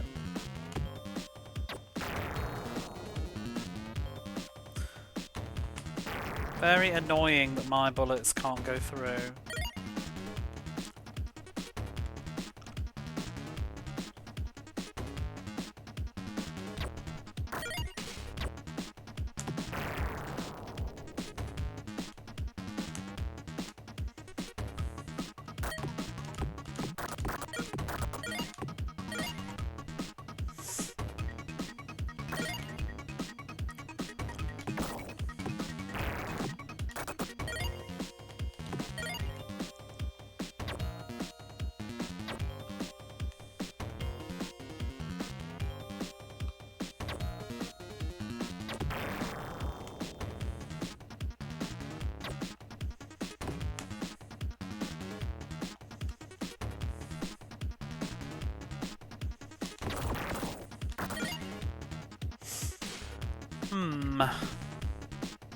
We've almost got full health now. Boss time.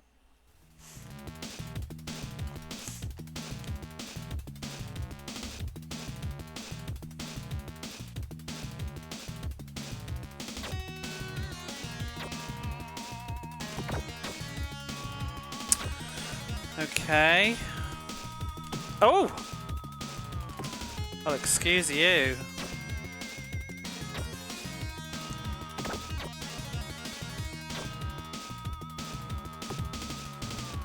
Oh!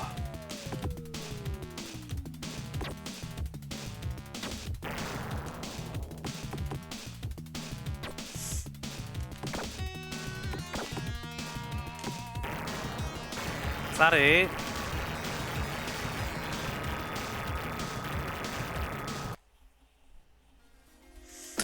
Stage 6.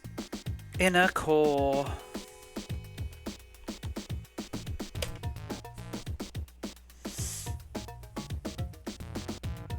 You've made it to the inner core of the Chimeran stronghold. Now you're only one stage away from rescuing your father. Prepare to battle with the most hideous of all Drax's deadly experiments, including Salmon Head, laser blasters, falling flame drops, and swaying slash orbs. Yeah, I guess they did. I guess that was the boss.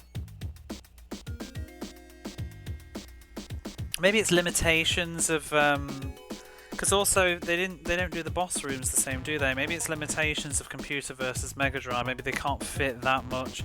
I would imagine maybe there's a difference of RAM. Perhaps it's not possible to generate such a huge level without breaking it up on the Mega Drive versus the Amiga. I wonder if that's a reason.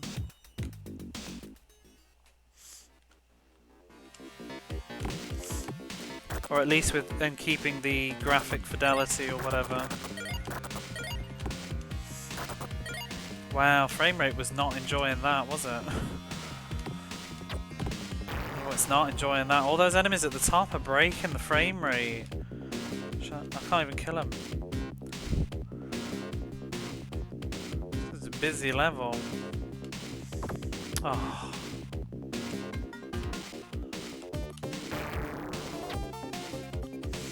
Oh, this is good music. This must be what Demi was on about.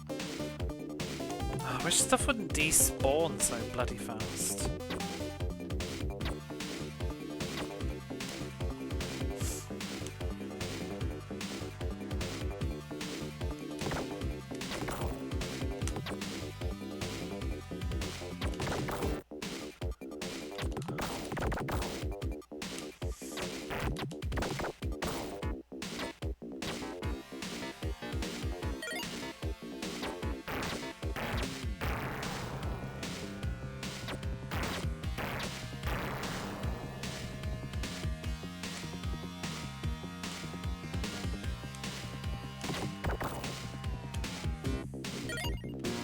We have full health now.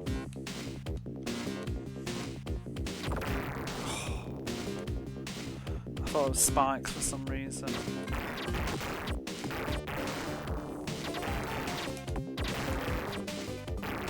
Ooh, he shot 4 times.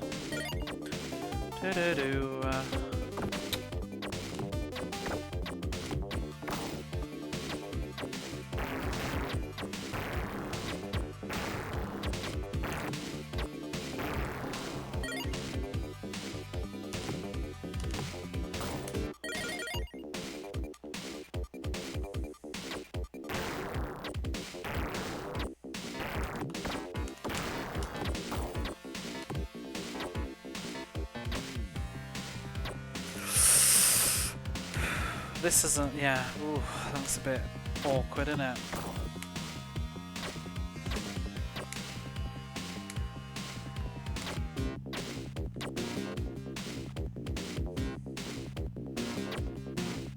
Ah, I was hoping there'd be something good out of that.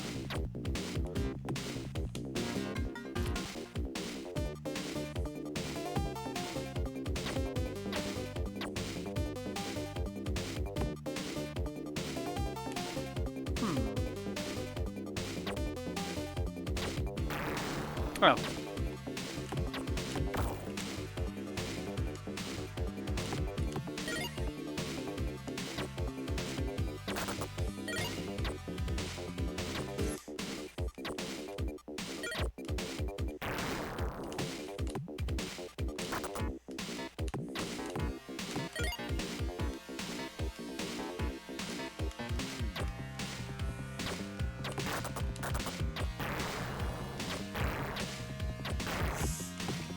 Very generous.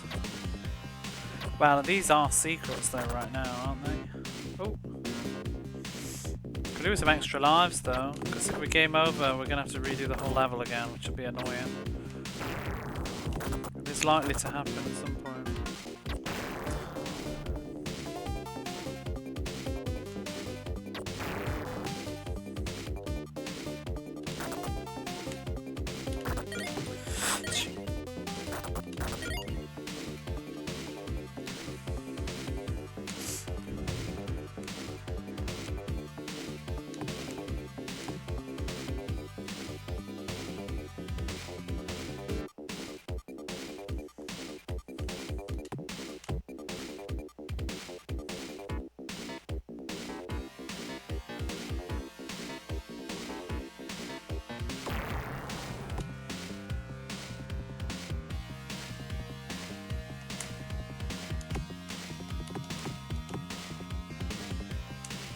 Hello there.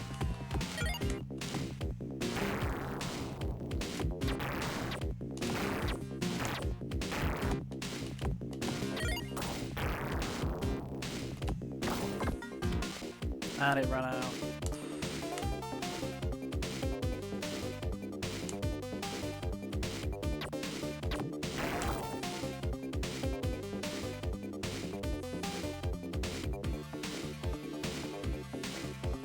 Do you know, just playing this right now,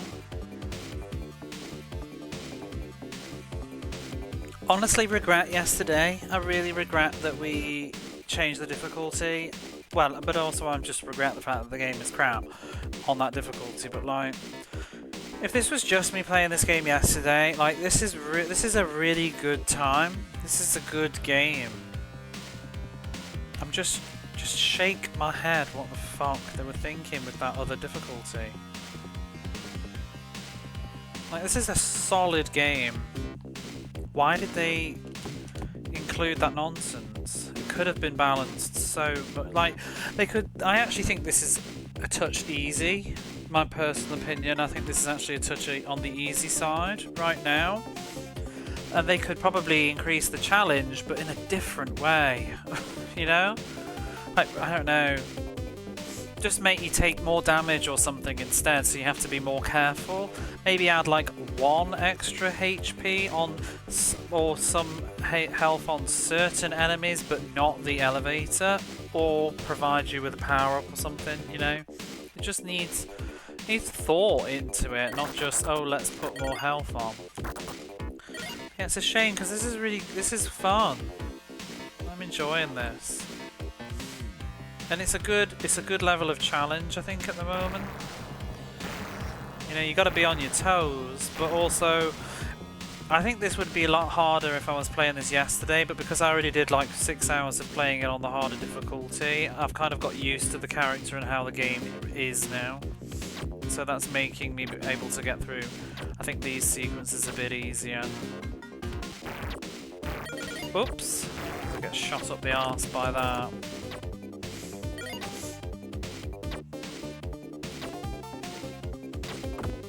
I am starting to see some recycled ideas going on though, because that's essentially just the thing from level 3. And the little fire things falling down from the ceiling are basically the bugs just reskinned. But at least their reskins are not exactly the same. Can we duck that? No, we cannot.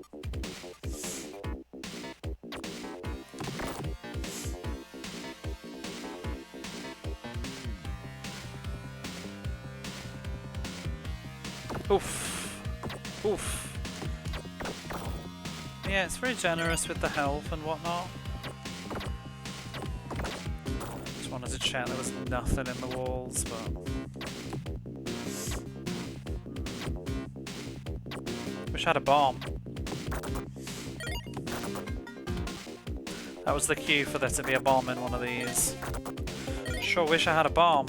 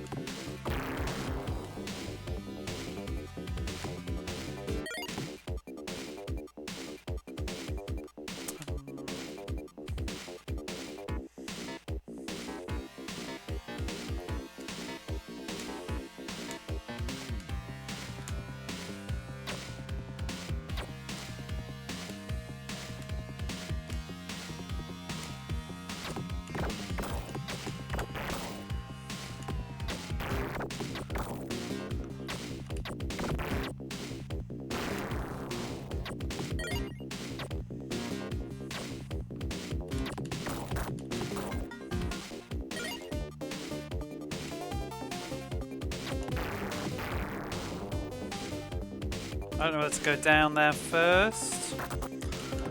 It's probably the other way that was better. What does it link up? Aha. Oh shit, that was the better way to be. Now we'll never know what was over there. And those claw things are from the second level reskin. So these pipes were just in the previous level that we just did. Oh, the boomerang! Can't even reach that enemy. Well, I can't stand on the blocks as the wolf very well. Oh, if you let go of the, you have to hold down the button, I think.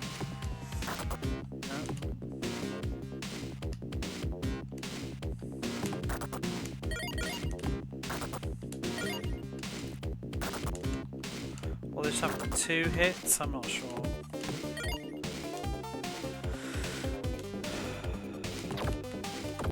Fucking boomerang. I should have just... no.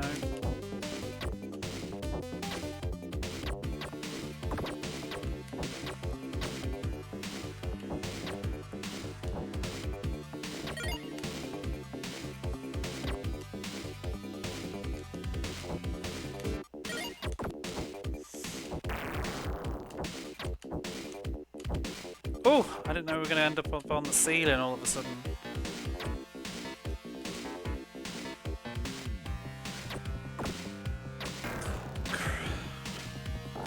I feel like the checkpoint was so long ago.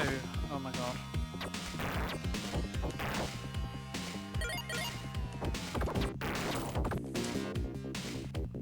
This is the last life as well. Oh my god, I'm going to redo the whole level.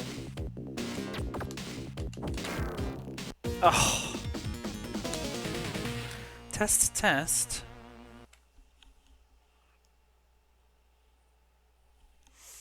What's he testing? Oops, I nearly didn't press start. Oh my god.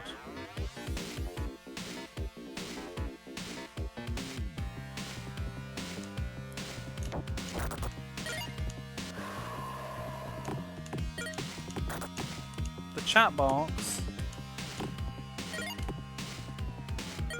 It's a radical font for a game over. It's very cool. It's like the title.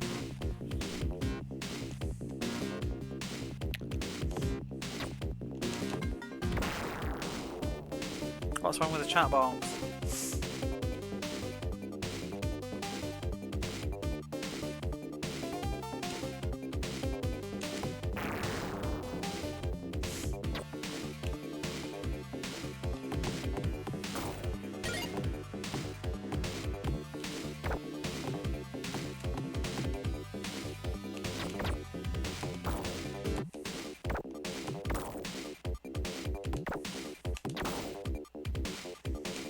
Nothing all good.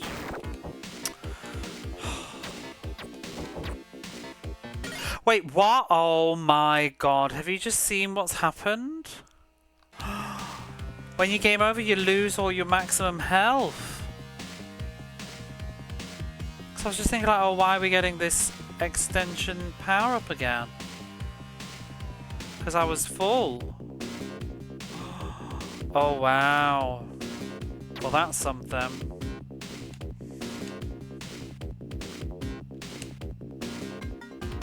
I was wondering why that wolf power didn't last very long. Brutal. Yeah, I'm not. It's almost temptation to like start the game over, you know, and do better, but spare us. They're really kind of screwed up a bit in the middle.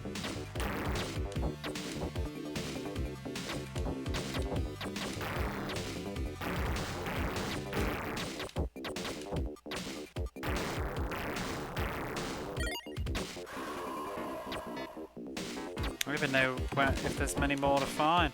Not being able to keep the wolf power for very long is going to be a fucking nightmare.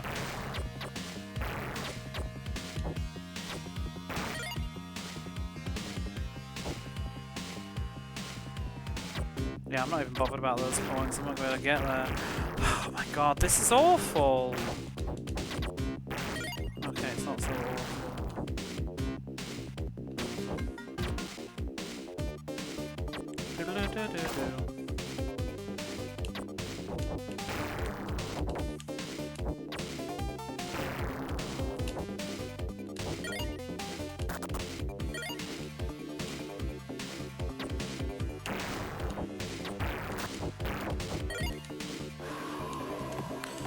I need more health extensions.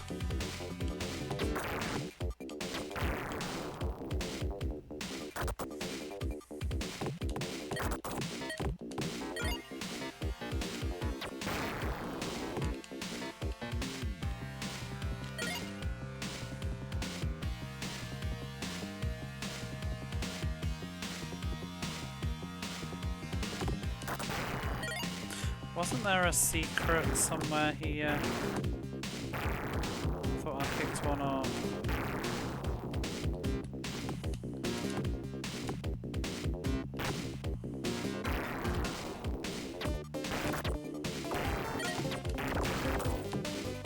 Oh.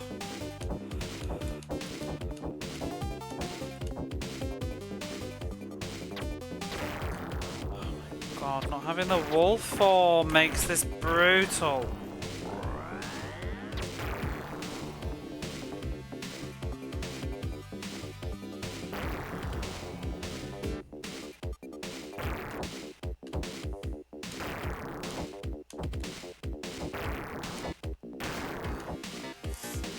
This is cruel.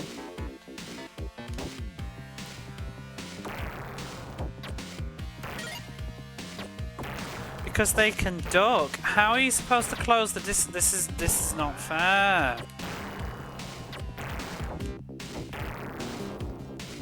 I can't move because of the things falling from the ceiling. Oh my god, piss off.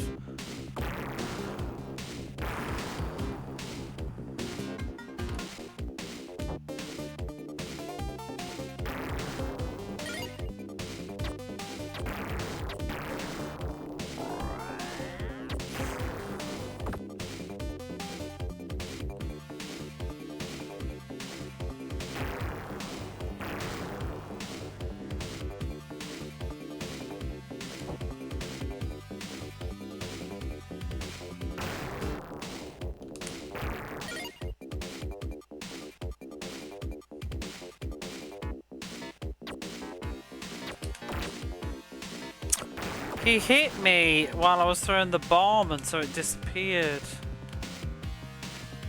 I don't have another bomb now.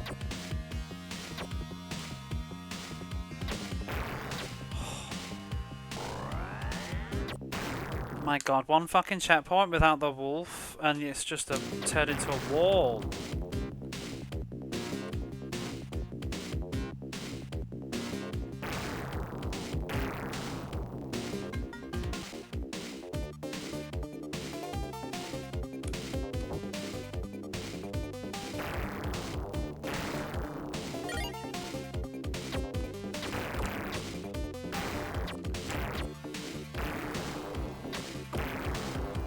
Why is the fucking hitbox so big on those?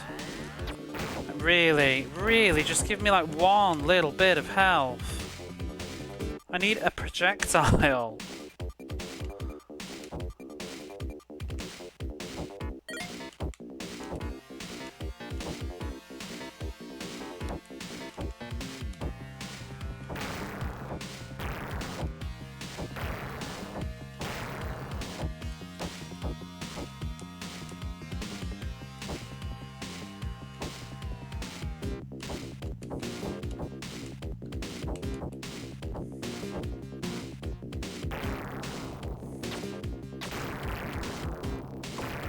Oh, I can...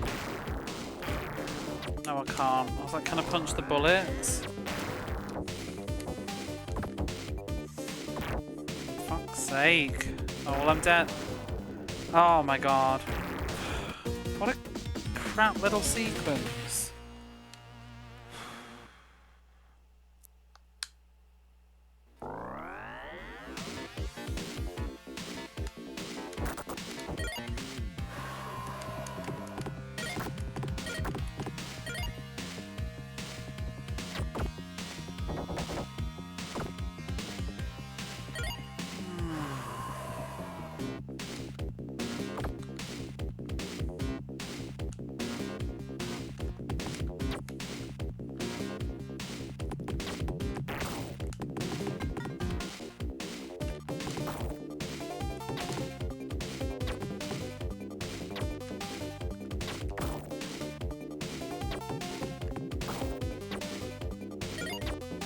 I can't believe they remove your health on continue. Like, I really don't like some games that are like that, like where like you have continues, but it's kind of hard to continue. Era the Acrobat has that problem because the game's like kind of so difficult. You only get like 3 lives on a continue, but in normal gameplay you'll accumulate like 60 odd lives from the levels. And trying to like redo like Act 5, I think it is, on a continue when you've only got like 4 lives or something. And if you get game over, you have to redo like the entire act. So you could be on like Act 5, Stage 3, but you have to start all over again. But now you only have like 3 lives to do so, and trying to get lives back in those later stages is really tough. It almost so like it feels like if you get game over on Eric the Acrobat, like just turn it off. Try again. This isn't unreasonable though. The only killer is like the wolf not having the projectile. It's a big deal. And now I have even less health to be in wolf form.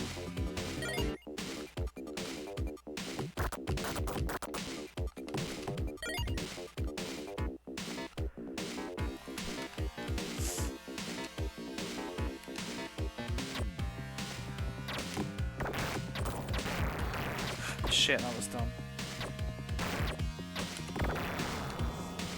Oh.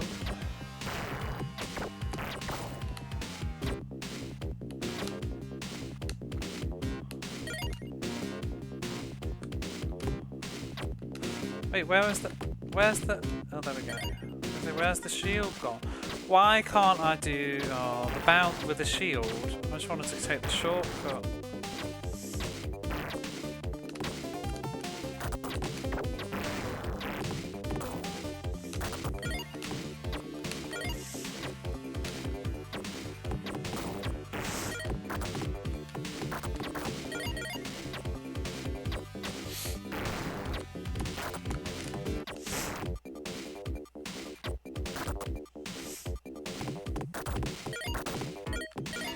So much health here that I don't actually really need right now.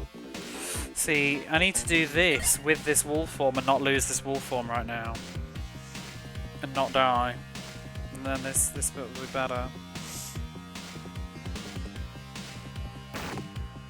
I could have sworn there was a shield here last time.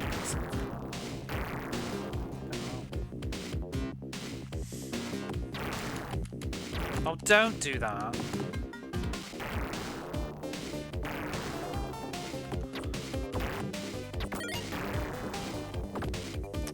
Fuck.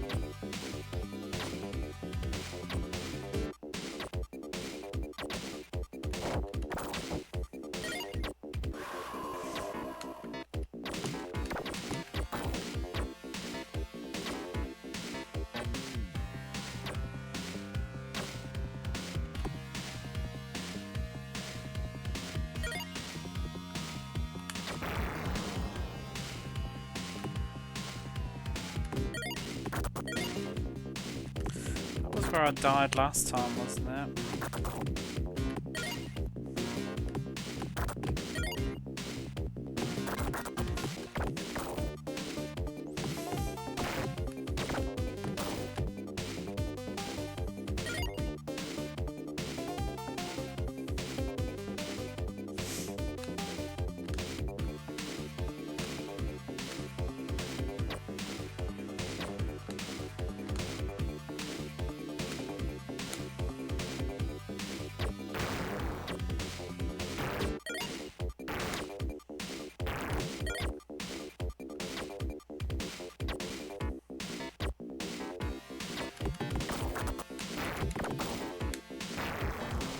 Oh no, I did this before, didn't I?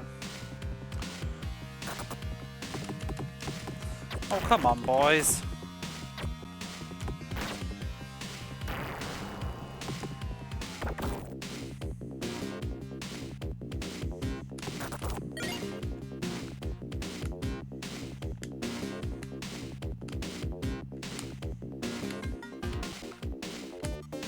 How can I do this? I can't break them.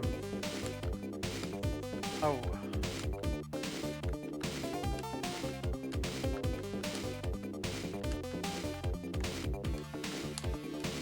Nope, I was being really smart then.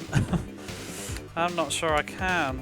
Maybe with a different weapon or something that I don't have.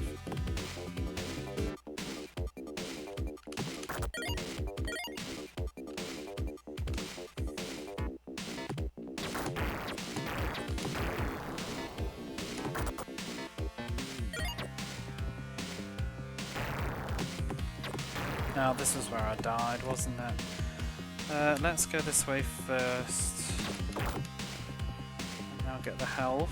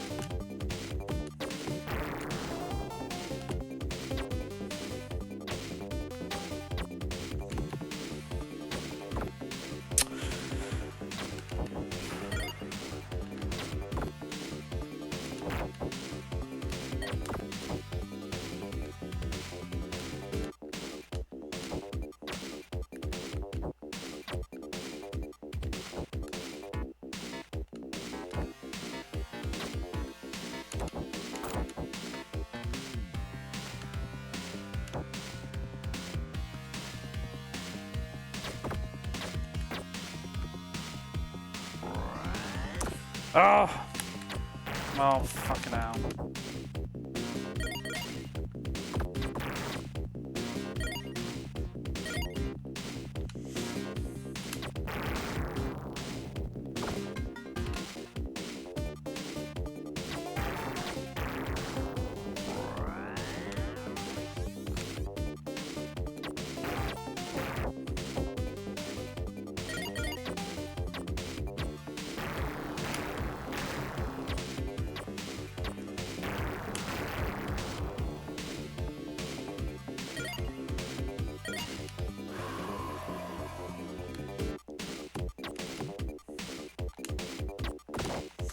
Oh, get lost! Oh, you fucking ridiculous enemy placement.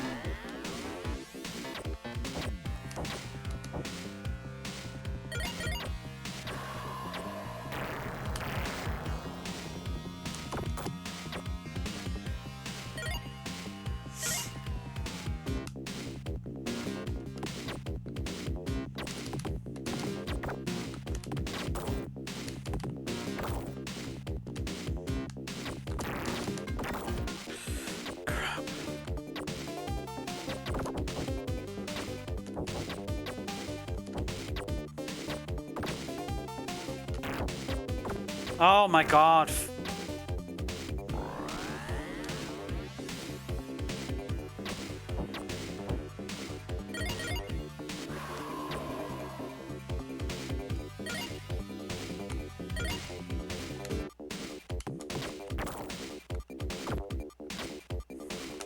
Oh my god, can we not with those spikes?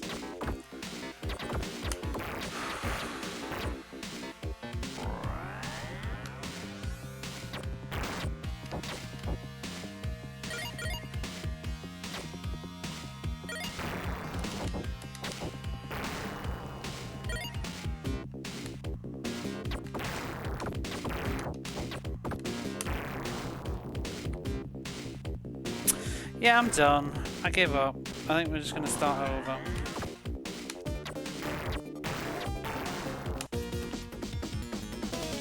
This would be a lot better if I have full health. So I think I'm going to make a cup of coffee and we're going to start from level 1 again now that we know what we know. And be a bit more careful. I will be back shortly. Maybe going to take about a 10-minute break.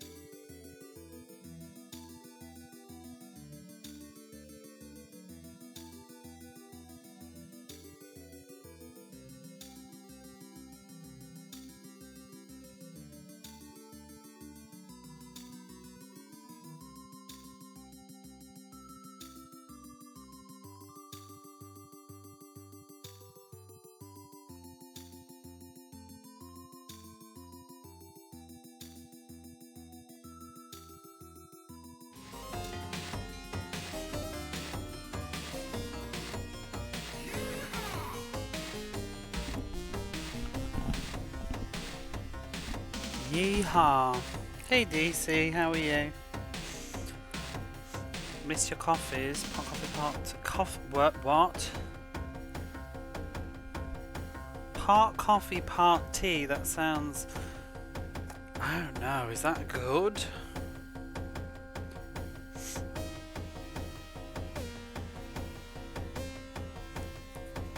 I just had a bowl of like cereal, like all brand cereal, with like strawberries and stuff, dry strawberries in, like Kellogg's brand. That was a far better choice than like binging on like some bread thing or crisps. Okay. We're gonna start Wolfchild again. With everything that we learned from the last run. We got to level 6 of 7. Honestly, stage 6 was fine until I died and lost my health bar. That was the kicker. Then.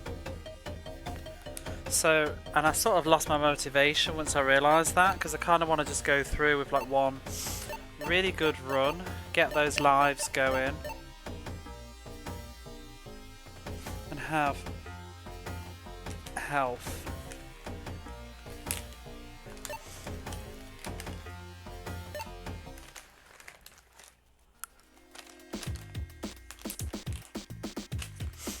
This feels like a good difficulty. Like I was saying, it was rather easy. Stage 6 was bringing it a bit with the nonsense.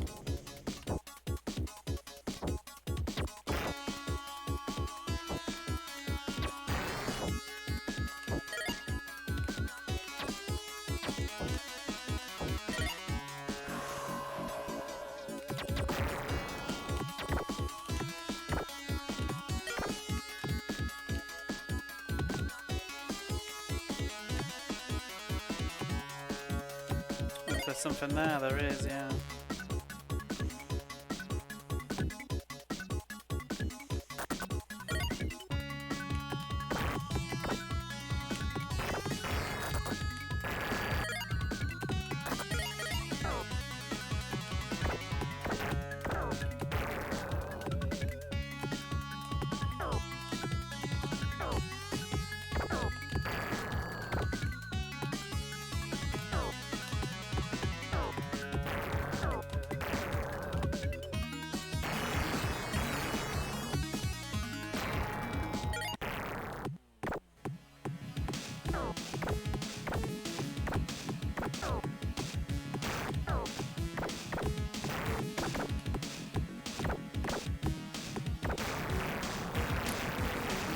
Easy.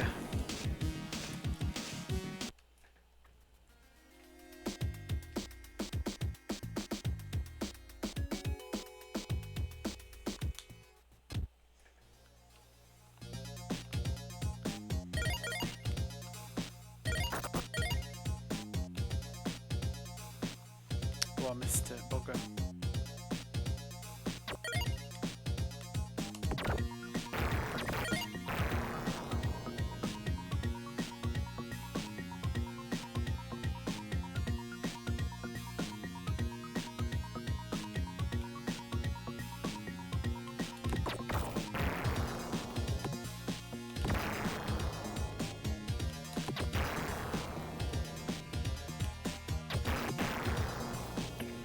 They haven't spoken about some.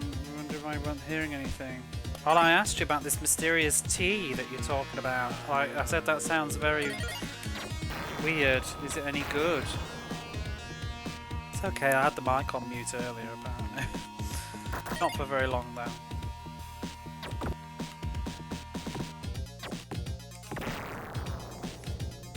Are you familiar with this one, DC? You play a lot of Amiga.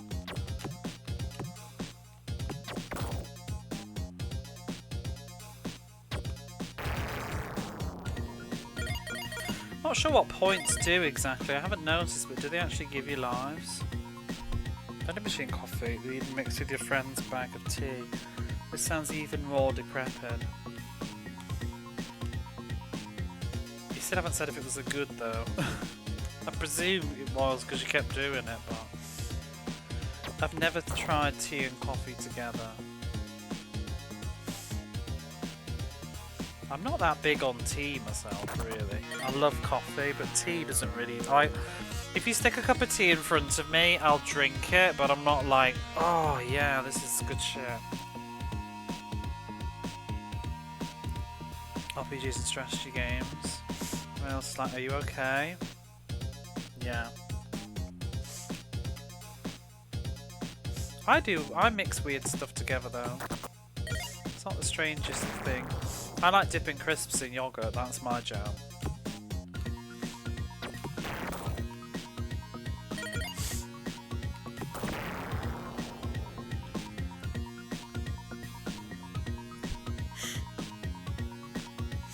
And I'll put ketchup on like anything, like ketchup on carrots, like boiled carrots. If I'm having like I'll put carrots on a plate with like fries or whatever, but I'll put ketchup on them.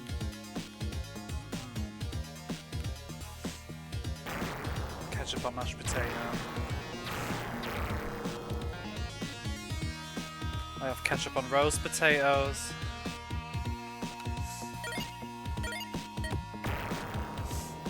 You with mustard. I fucking hate mustard though. Oh no, mustard is a deal breaker. I cannot eat it.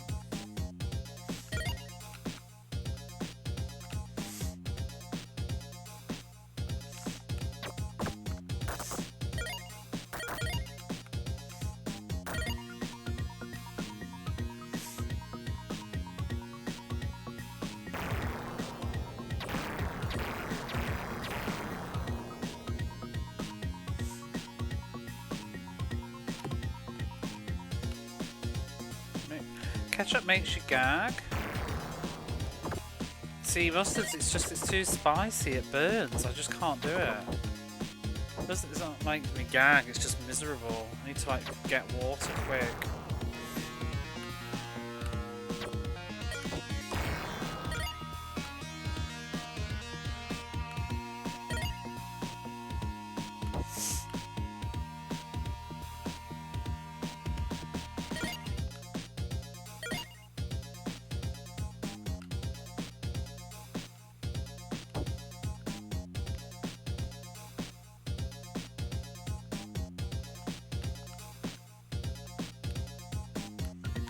Extrapolate from that our different tastes in gaming. Yeah, you like nasty games that burn you, and anything that's delicious makes you gag.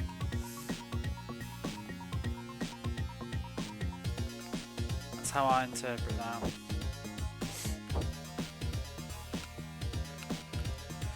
So when you're at McDonald's, you don't have ketchup. You don't dip your fries in ketchup or your nuggets. I'm always on the right. The real decision breaker is like ketchup or barbecue sauce with your chicken nuggets. I like both. Or sweet curry sauce.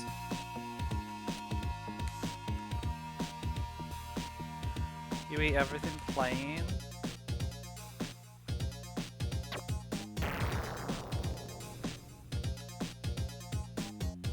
I don't really go to McDonald's anymore though. Honey mustard, yuck.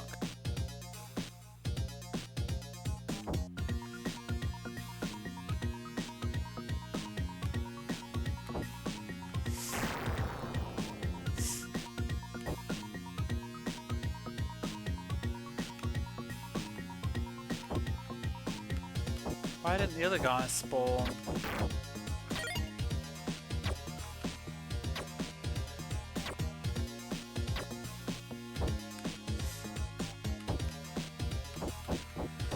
A lot of fast food anymore. Yeah, most food makes my stomach ache though, but with fast food in particular, like McDonald's, it doesn't even fill you up, so I kind of don't see the point in it economically. It's getting expensive these days too. Sort of okay as a treat, but like, eat McDonald's for dinner and you're hungry again in like an hour. It's not very satisfying. And to be honest, with McDonald's, I only really want the nuggets anyway. I sort of pretend that the fries are good, but they're not really. Depends on the store though, because sometimes I find them a bit soggy. There was a health pick up there. Where did it go?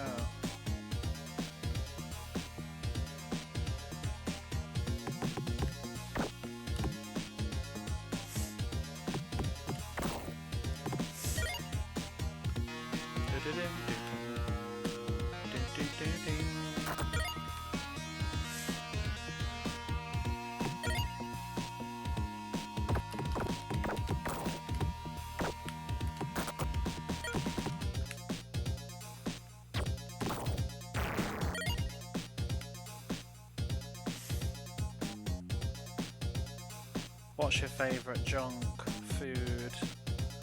Like your foible? Mine's definitely crisps or potato chips.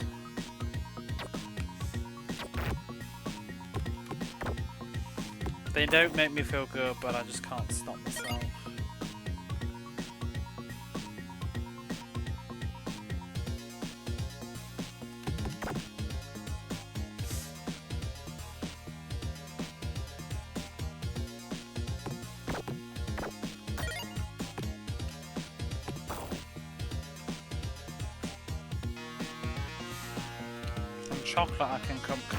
I love chocolate, but I can come and go with it. I feel like if I don't eat chocolate for a long time, I'm fine, but once I'm eating chocolate, like, then I crave more.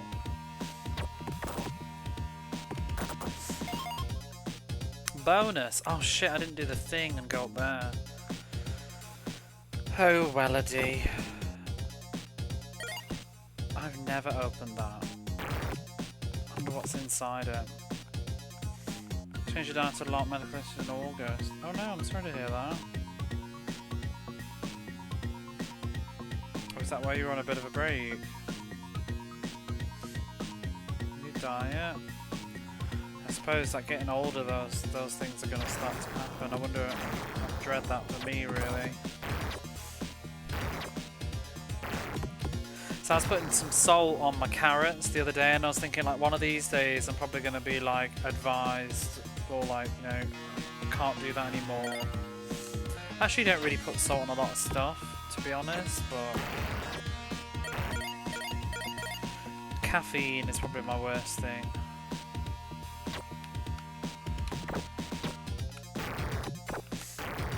And then what's the other thing that would be bad?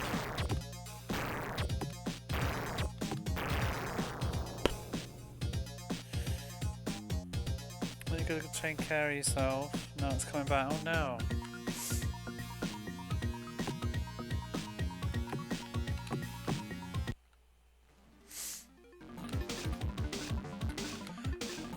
That's white wheat bread.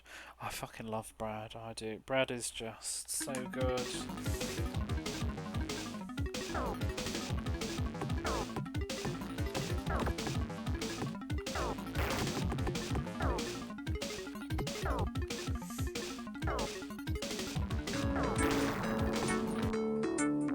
Coffee beans in your day.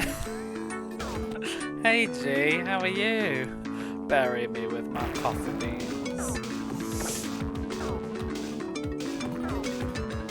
Thank you so much for the sub, G. I appreciate it. I hope things are picking up a bit for you.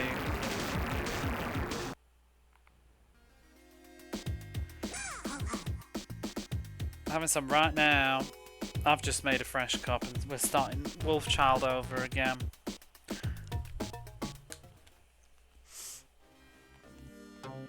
Woo! Why gotta be like that?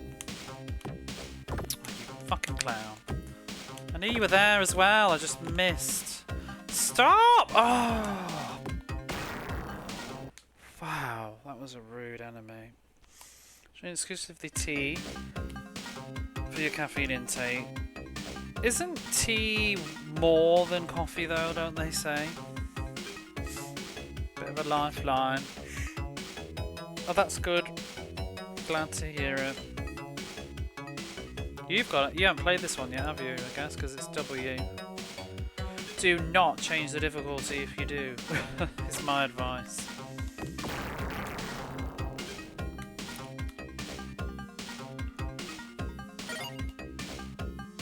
I've changed it back to default now. That's one of those games. It's bust. It is actually bust if you turn the difficulty up. It's not, clearly not been thought out.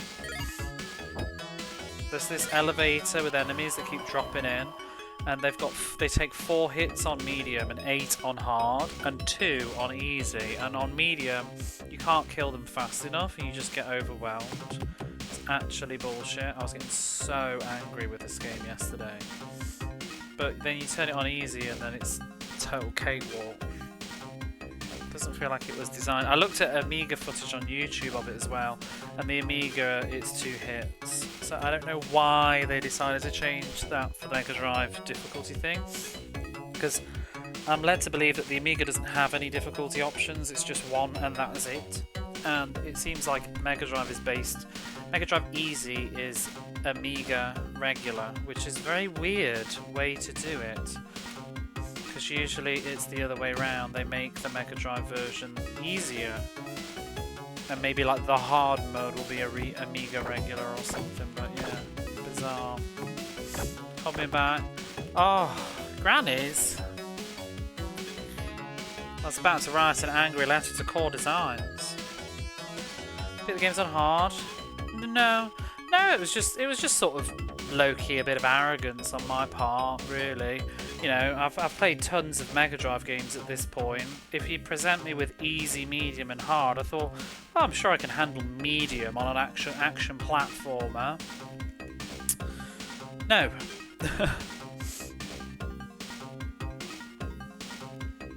I wasn't going to get too cocky and play it on hard mode, but I just thought like easy might be a bit, almost maybe might be boring. Because, you know, I mean, I've played a lot of tough action platforms at this point. I don't mind a wee bit of a challenge, but that was taking the piss. The challenge was like I was actually okay with it. It was a bit tedious because it makes everything have lots more health. But I was sort of okay with it. But up until that elevator, and then it was just a big fat no. But you know what, now that I've seen like level 5 and 6, I bet some of those levels probably still be quite doable though. I honestly just think the elevator is broken. The rest of the game, even though it would be frustrating, would probably still work on harder difficulties. But it would be tough. Because not a lot of the enemies on the later levels, they don't have a lot of health, so they would just have double, presumably. So this is down on the Genesis, the Amiga. Well, I mean, I know you're half joking, but it's pretty much a different game, I think. Have you seen the Amiga version? It's very different. It's got like things that you can ride on and stuff. The levels are a bit different. It's got huge sprites as well.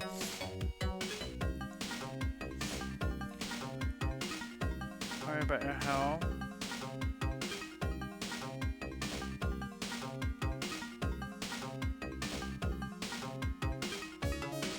The sections of the levels seem to sound like Red Rush 2 and Fantasy Star 4.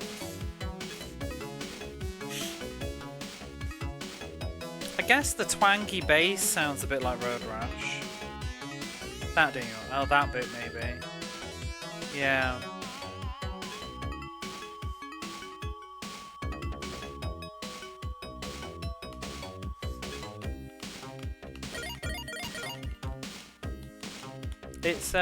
It's the Chrysalis engine, which is Matt Furness has done the music. So it sounds like a lot of games that use the Chrysalis engine, I think. Chrysalis, whatever you want to call it.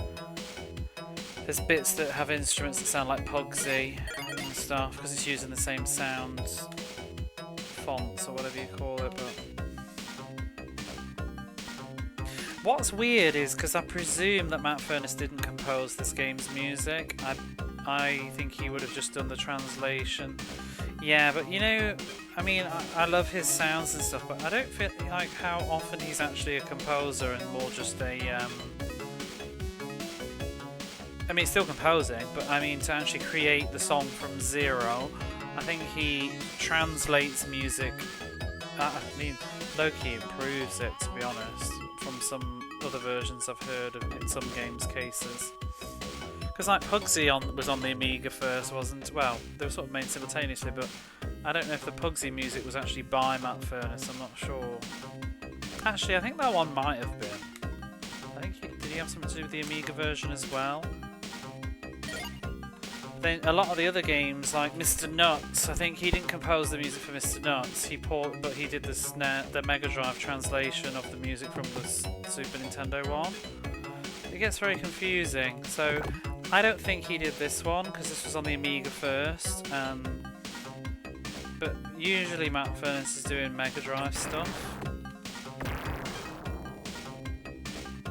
But then like European Club Soccer, Club Soccer, that sounds weird. That probably is him, because I don't think, it's not really ported of anything.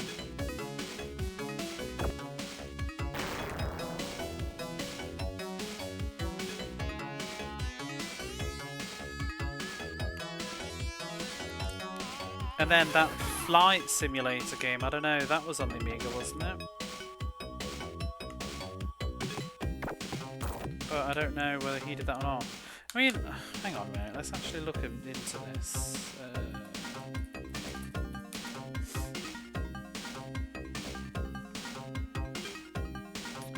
It says anywhere.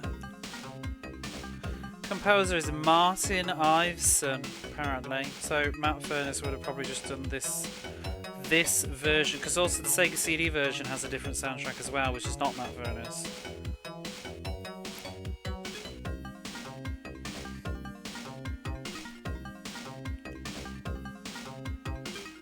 Because Mortal Kombat, Matt Furness does the Mega Drive versions of Mortal Kombat 1 and 2, I think.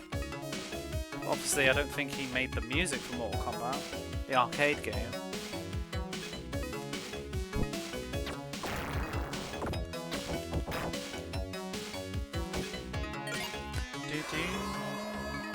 There's some composers that's just what they do. They're very good at porting music onto consoles it wasn't on.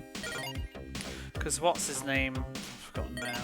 That does Final Fantasy Tactics and Final Fantasy 12. He did Veritex on the Mega Drive, but then he also did a lot of the Data East music ports. Like, did he do Atomic Runner? I can't even remember now. I think he did.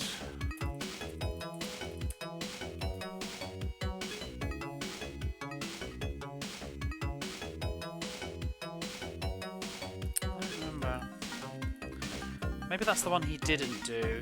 I know he did Captain America and the Avengers, and he did Midnight Resistance, but I don't think he didn't compose the music for Midnight Resistance, he just ported it to the Mega Drive. Sound is Koremasa? I don't know then.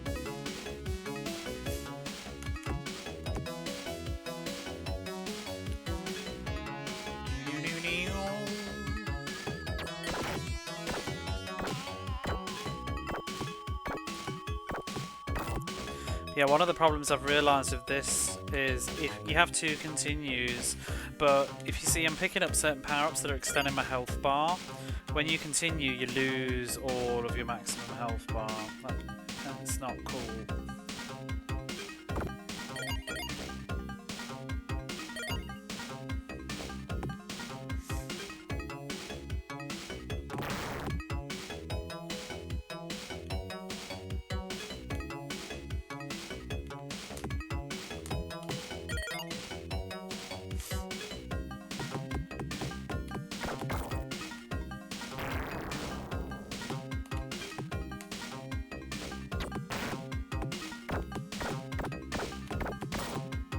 And like those bugs that you see me killing, they take like 8 hits or something on easy. On normal they take obviously like way more.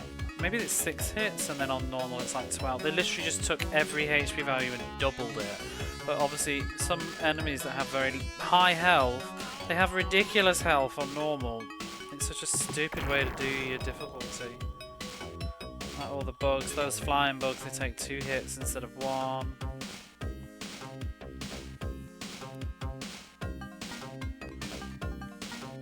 1, 2, 3, 4, 5, 6, 7, 8. So that would be 16 hits on medium. She's stupid. I mean, and things like that don't add difficulty, really. It just means you sit down, you crouch and punch for like double the time, that's all. But it does make certain aspects of the game really rough.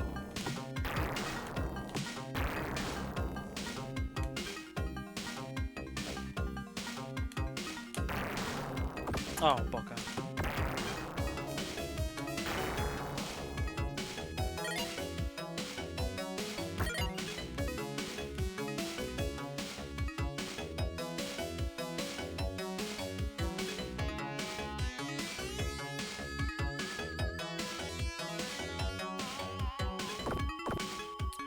Fudge! Oh my bloody goose.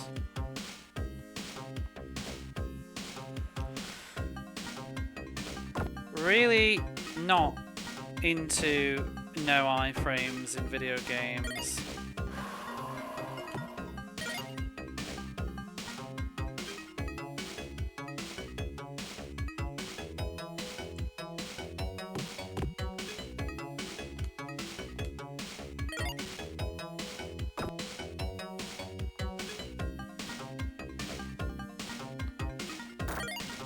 Aha!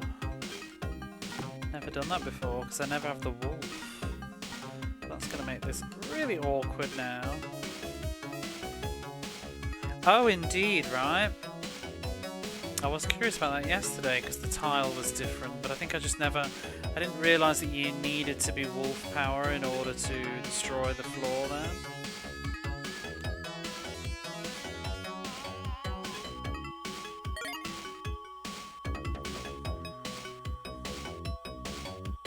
I really want to get that invincibility, but without... This bit is really awkward.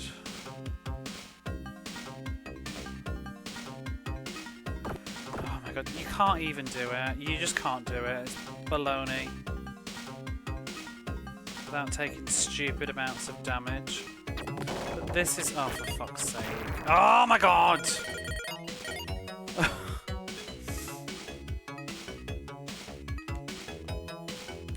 This is really tough.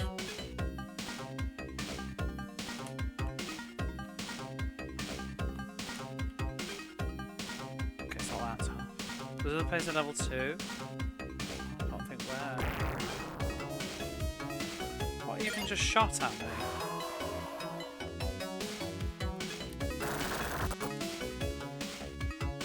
I've got 8 beautiful lives now.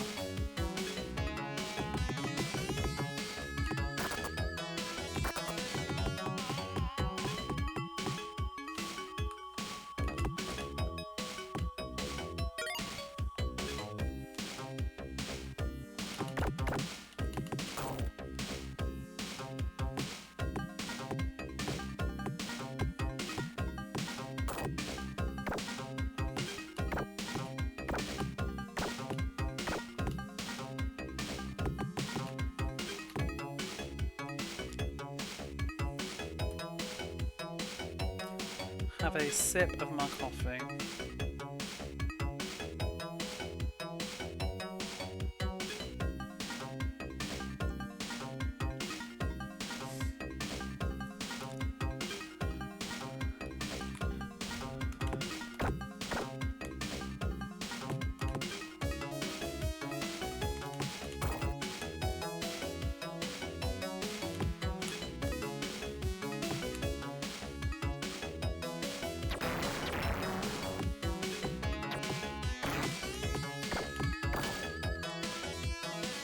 These enemies really remind me of Shadow Dancer.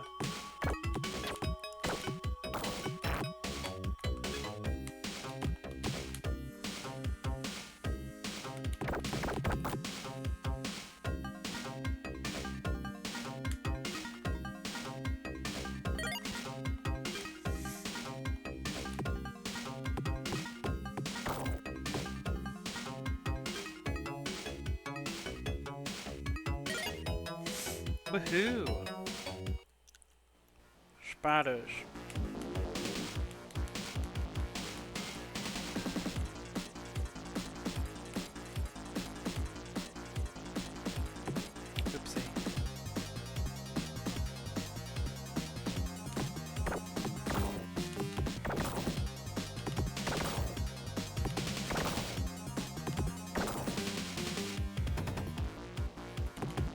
unbelievably easy.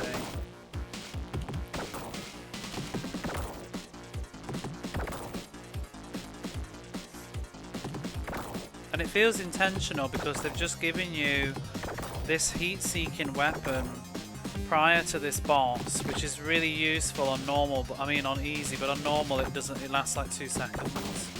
Because, you know, each one's taking 4 hits with it.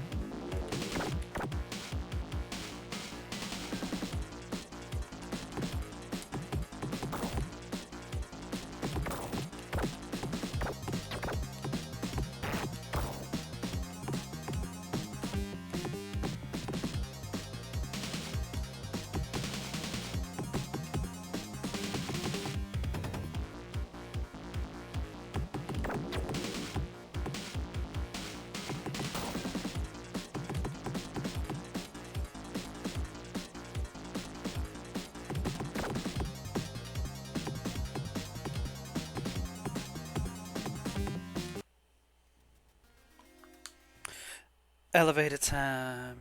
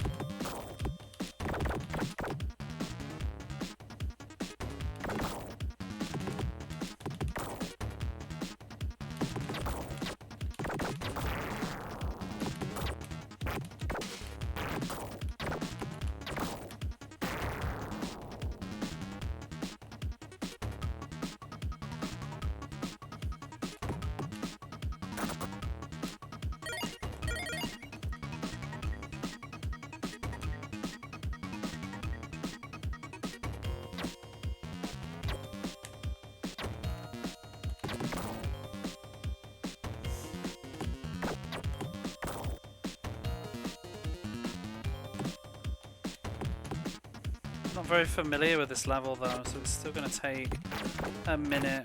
Ugh. There was something in there.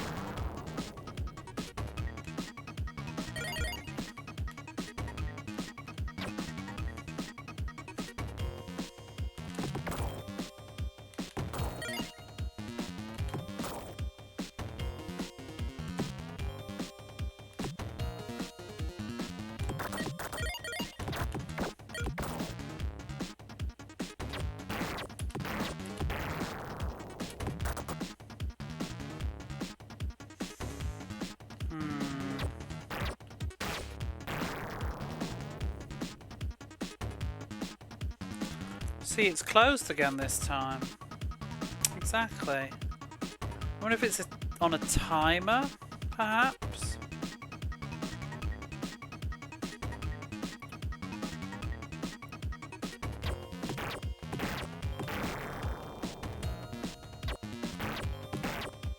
Maybe I was very slow and it would reset, like once you've died and done a checkpoint it would reset, I don't know.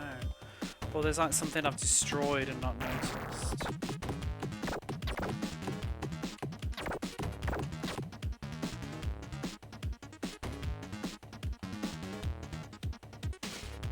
Oh, hang on a jiffy. Oh, you bugger.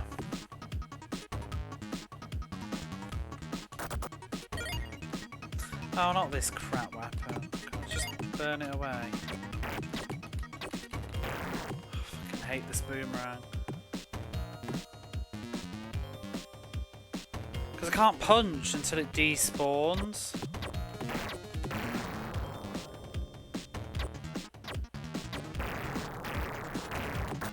So you're really rubbish.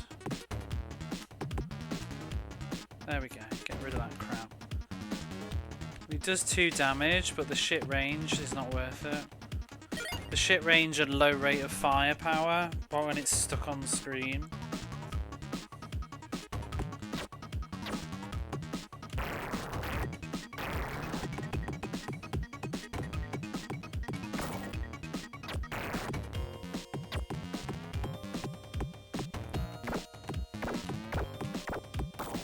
Can you imagine how many hits those octopus take? It must be like 20 or something stupid more.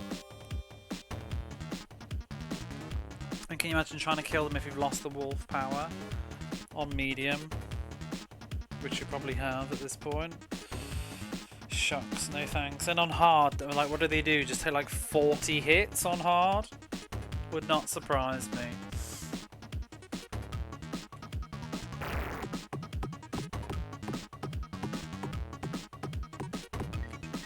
Seems like 12 hits, maybe. So that'd be like 24 hits and 36.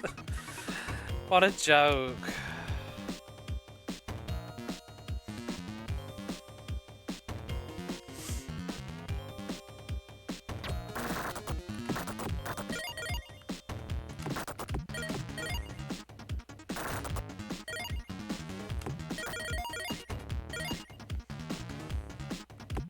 See, I feel like these things would have something to do with something, but I'm not sure what they do exactly.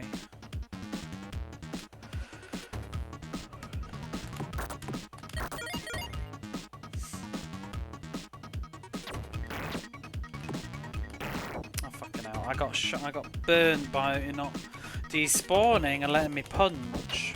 1, 2, 3.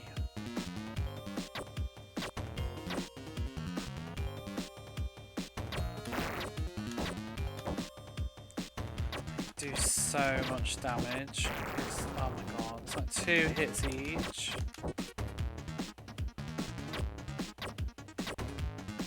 Oh, you fucking...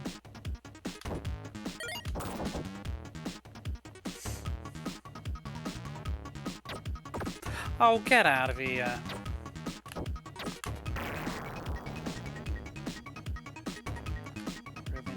Help.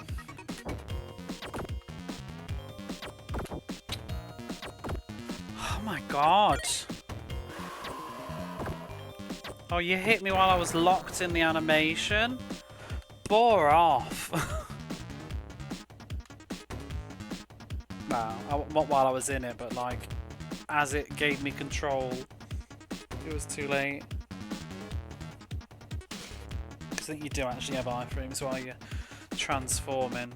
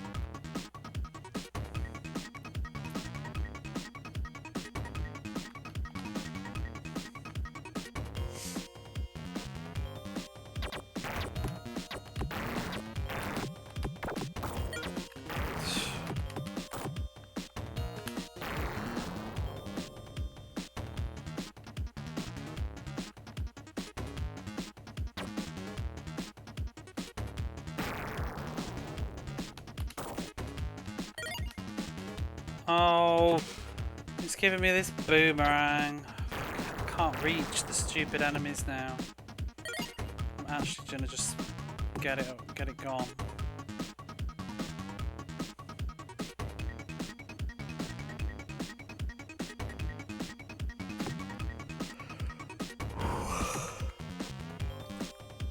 Oh, I should have kept it for the boss though, actually. Wait, no. It's not the boss. It's this bit.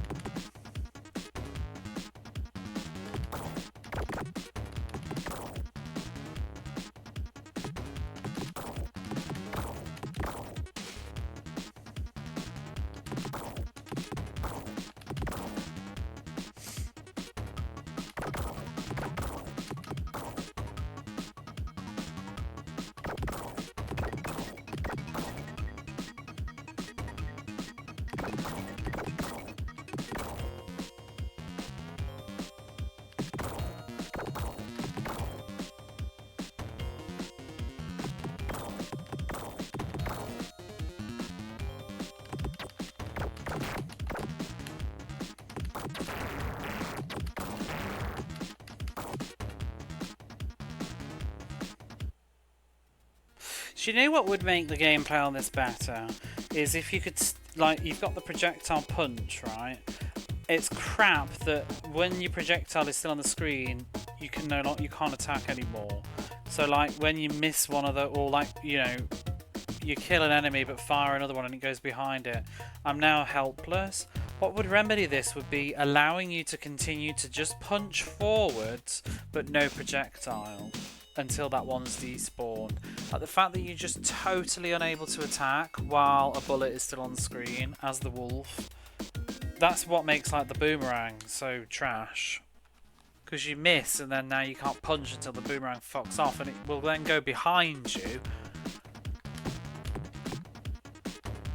It's not good.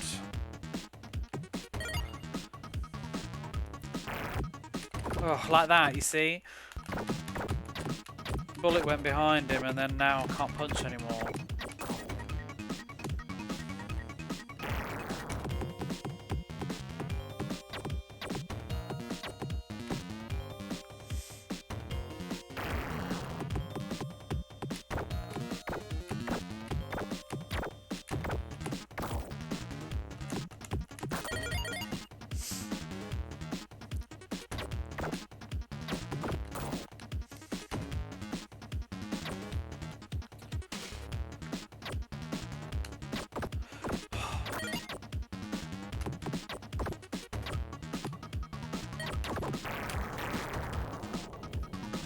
I played this game twice because of the Sega CD.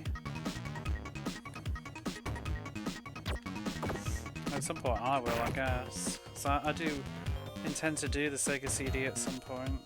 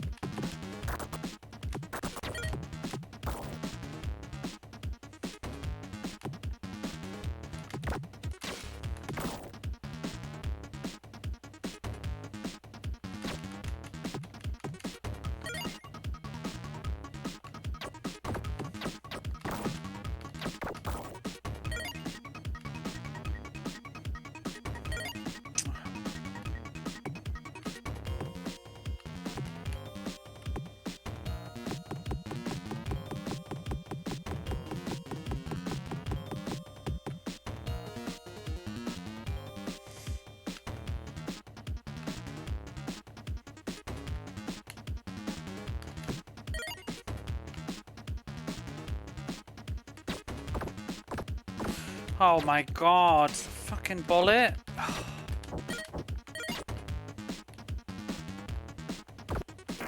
Oh, balls.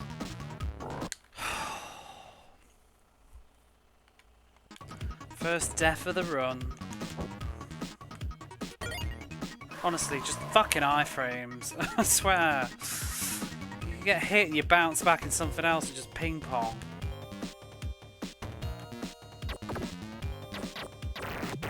Oh my god! Iframes.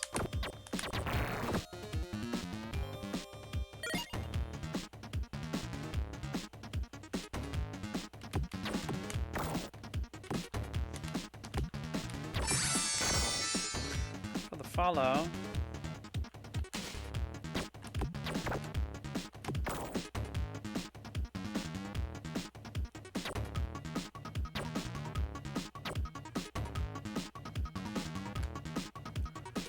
Have I missed any health?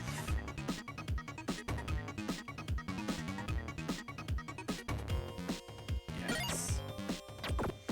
You bastard. No! Oh, okay. That's interesting. Is that speedrun shortcuts? Lovely.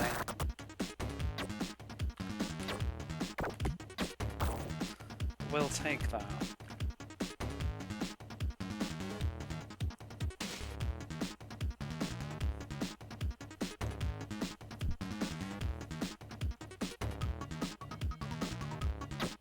Woo! Oh, I skipped the whole conveyor belt as well. Wow. Delicious.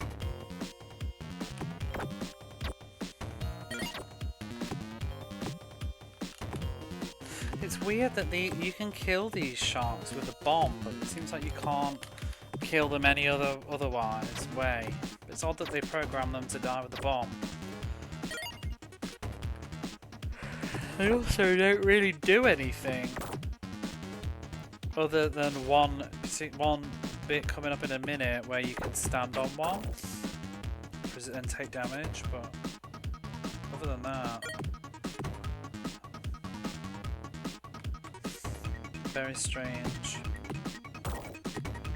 So I was expecting one to jump out the tank or something at some point. It never happens.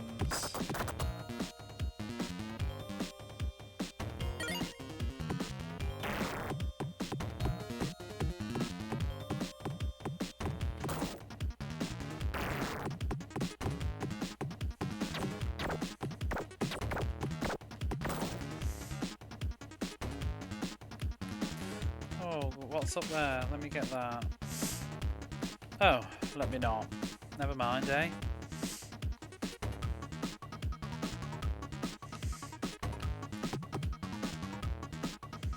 See, here's the one shark that could potentially do some damage. Oh, it's very annoying.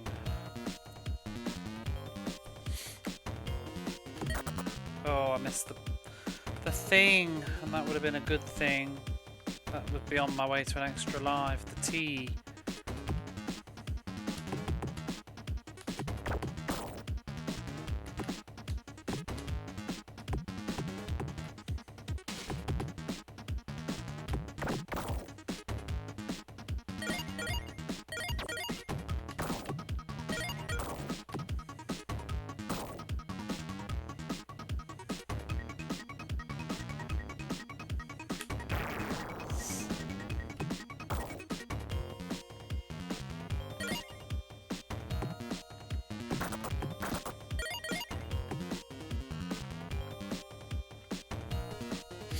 See, this weapon's pretty fun.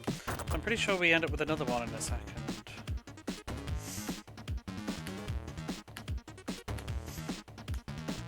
Oof, that was close.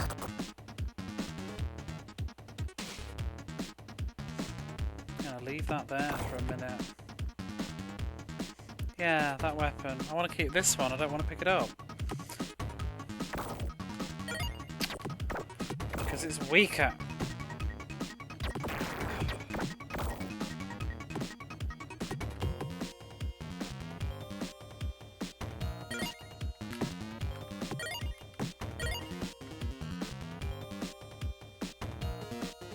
Let's go get that health.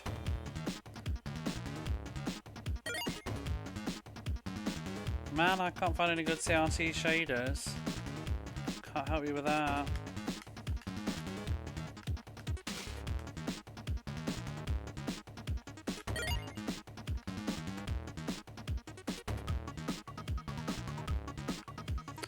Never really thought any CRT filters are any good, really.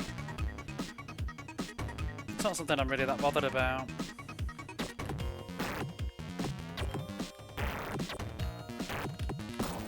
I didn't need that health.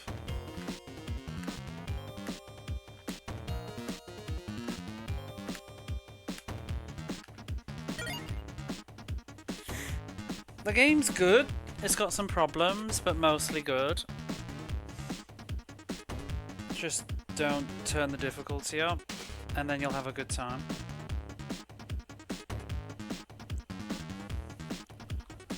I wish it had iframes. But I think it's good. I think 1993, it looks great. Great music. It's not as polished as like some other great games are, but I think as far as like, you know, I don't want to say it because I'm always trying to defend this, but as far as like, you know, British or European action platformers go, this is definitely one of the more well done ones. They always have a certain roughness around the edges to them, I think, but this one is pretty good.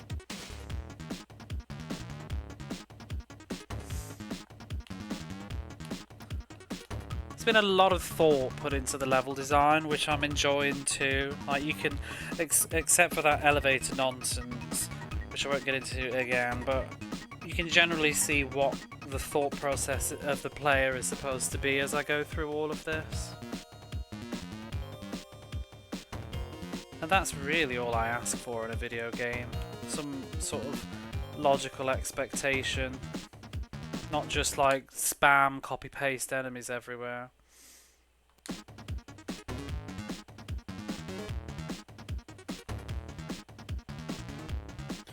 The difference they want different things. Yeah, it really just depends on the genre as well. I think some genres were better than others for certain developers, especially in this era. I think Western games got way better in the PlayStation 1, 2 era. Sort of action titles.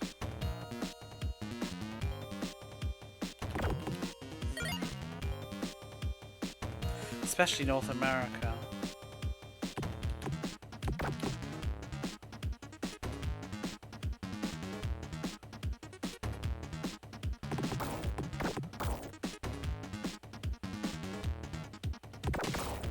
Then, like, some of my favourite Mega Drive games are Western, like Echo the Dolphin and Toe Jam and Earl. But they're not the usual, typical games.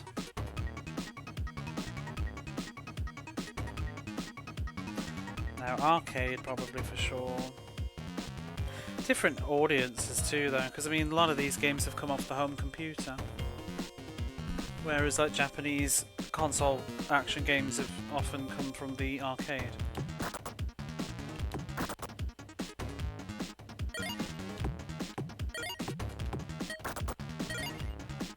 And sometimes the home computer brigade is a little bit more. It's almost like arcade in a way, because it does have that sort of arcade, hardcore aspect to it. Especially with that stuff like Shadow the Beast.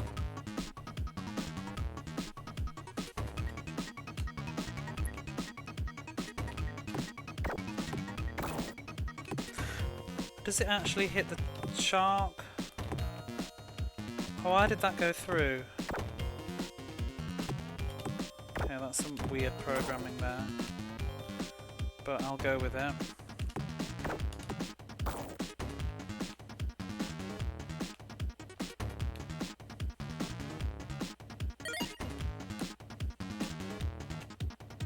I also just think, honestly, the graphics on this are really good.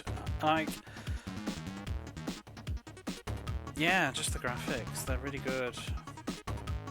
Like, compared to like some other North American games, they would be very sort of washed out colours and covered in dithering and things. This feels like quite like mature graphics, but drawn really well.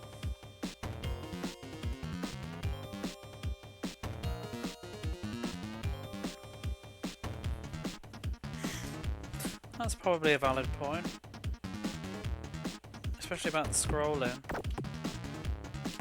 Well, this is different from the Amiga one in that sense, it seems too, anyway, because this level right now, this is like stage 5 on the Mega Drive, but Amiga it's actually just one giant level that they've cut in half, probably to do with limitations of memory space.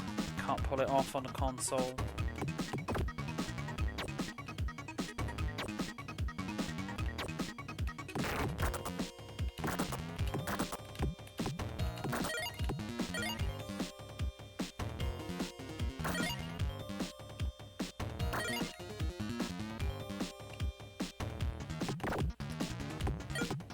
The fact that they seem to be isolating the bosses into their own rooms on this, where they don't do on the Amiga, just at the end of the level.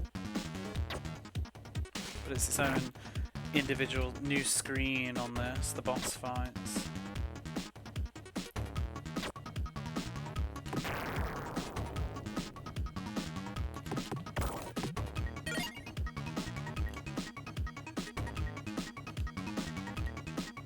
Why would he be racist? Talk about people. Is this the future Werewolf Man the game? I read that wrong. Is the future Werewolf Man the game? It could be Wolfchild, Wolfman, Wolf Corpse.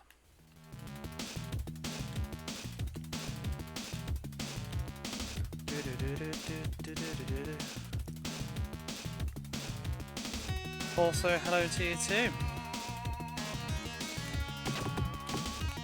Can I actually get away with that? Yes, beautiful. I mean, this boss is easy anyway, and I'm tempted to not even bother. Woo! Well, let's do the dance. No, we're not. We're going to fail that miserably. Whatever, we win. Wish they gave you health back between levels though. Okay, so we're back to where I was before. Now I've got 2 continues and a ton of lives. I've only died once. There's other certain genres.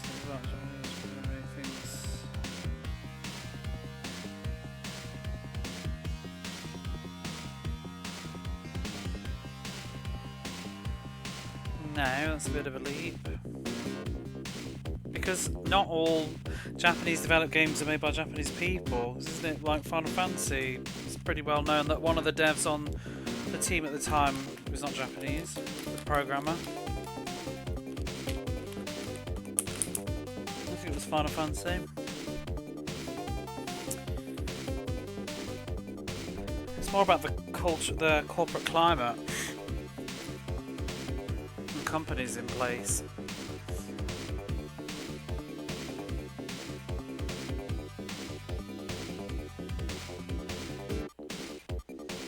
But I don't necessarily also agree that just because something's Japanese developed means it's better. It goes both ways. Like there's plenty of shit Japanese games on the Mega Drive as well.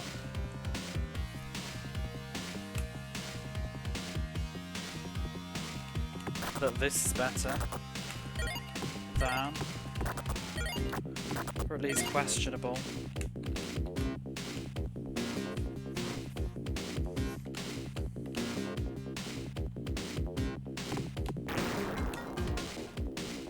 And now I'm trying to think and I can't think of anything.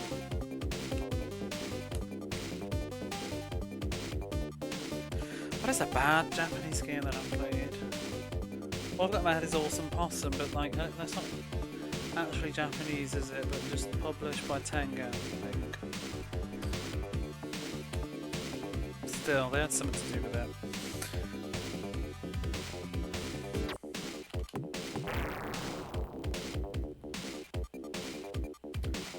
Who should I like talking about? Maybe Japanese game design.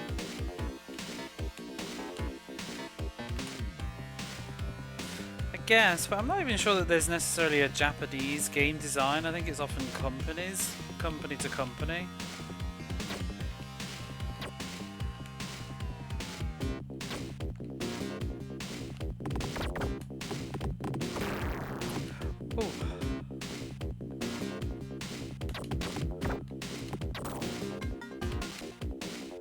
like Squaresoft, their RPGs are quite different to other companies.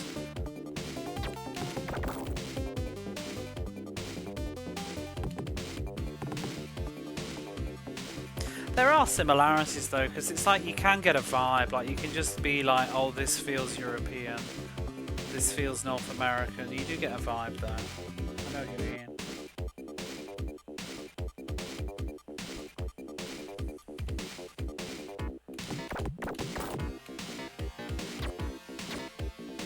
I think it's not necessarily just in terms of gameplay though. I think it's more an aesthetic and presentation that usually gives it away to me in this era, particularly. Like the HUD will give away a European game to me.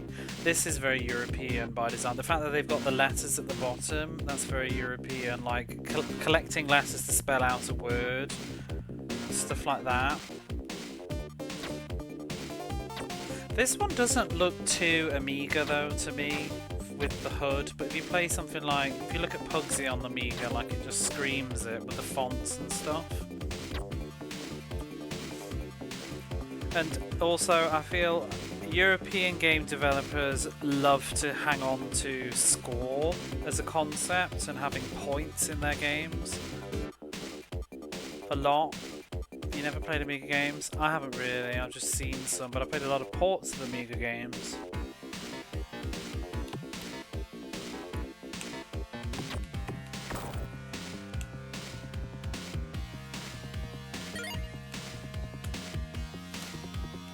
But I mean, one of the other giveaways is just sound design. European games, in my opinion, on the Mega Drive generally sound better than North American ones.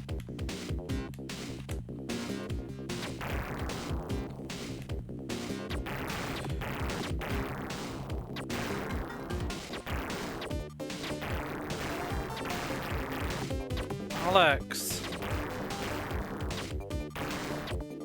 Amiga HUD is different. Separated from the game screen. Yeah, I think I saw a bit of it earlier. They often don't change too much.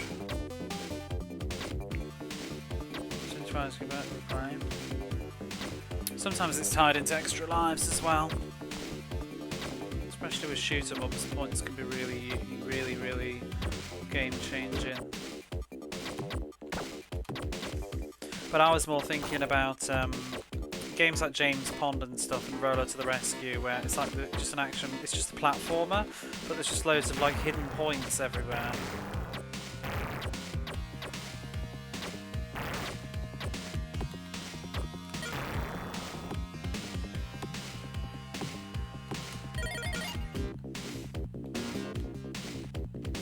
And like this is full of points. And often you'll see with, like, you know, Amiga games, they've usually got the score slap bang in the middle of the screen really large or something.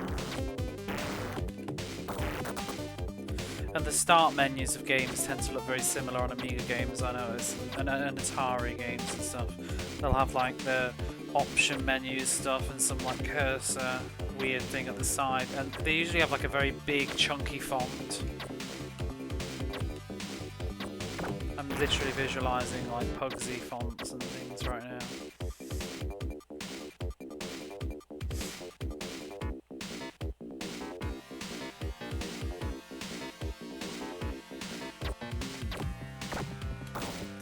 Oh.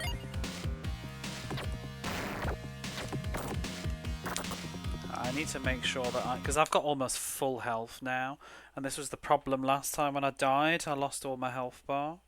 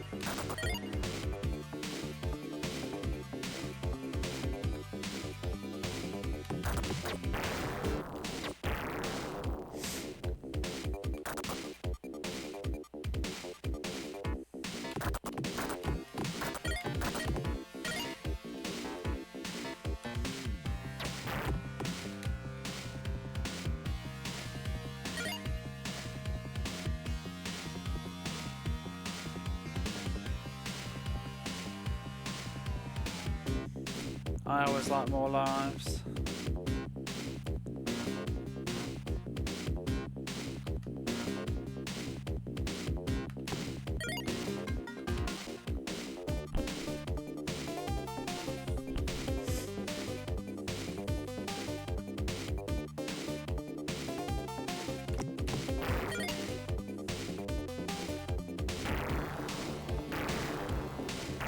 Was I playing recently where lives? A Paperboy. Oh my god, the lives. I need the points on Paperboy to get my lives back.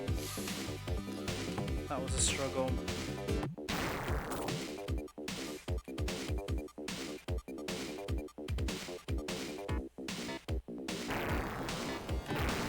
I'm sure that I found like an invisible shield somewhere here, but I can't remember.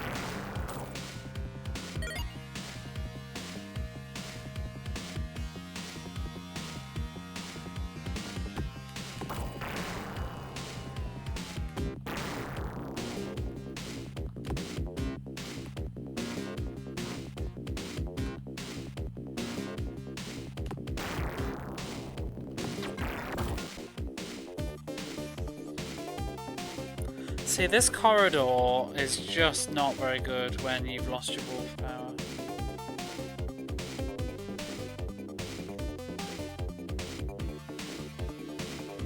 I'm in Japan. Yeah, I'm in Japan.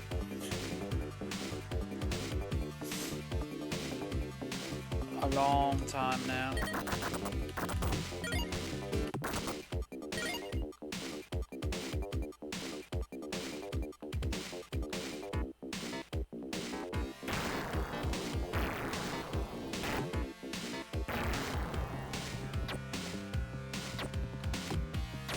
Everything feels so empty.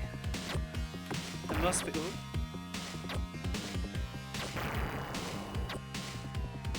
These bullets hit like bricks.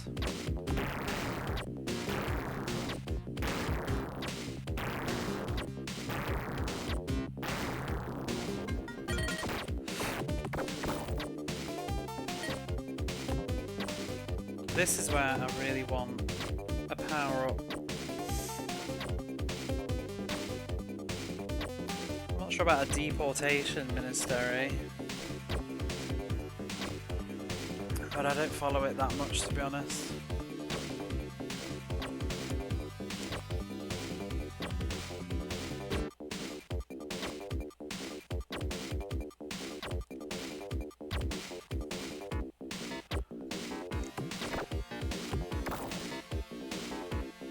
Whew.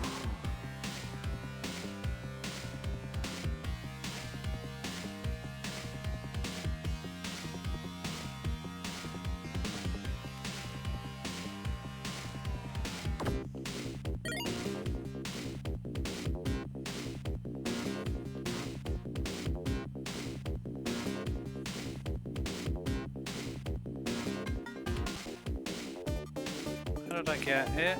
Oh, I studied here once and then I went back and then I just came back again. I got a visa.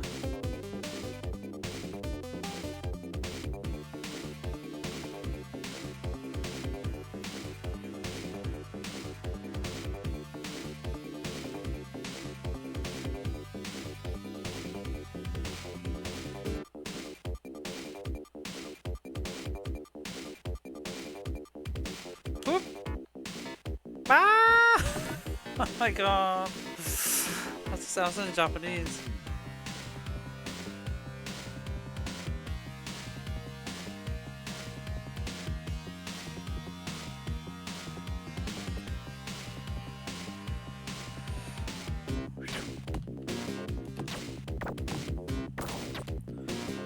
Okay.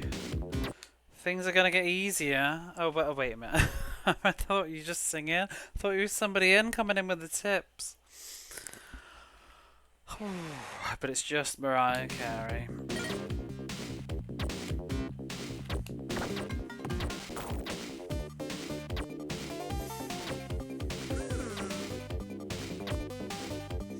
That's the second time that's come up while I've been playing Wolfchild. I'm trying really hard to remember that I am not Wolfchild. I actually had dreams about Wolfchild last night. I had dreams about the Amiga version actually having other difficulties. I think Broccoli, you were in my dream. You were like messaging me to inform me that actually the Amiga version had like different difficulties in. Like sometimes I think like, I need to get a grip. I definitely went to bed sour on that game. I had other dreams as well, but I just remembered that one now. I can't remember what my other dreams were. Probably about my bitchy co-worker, which is also on my brain.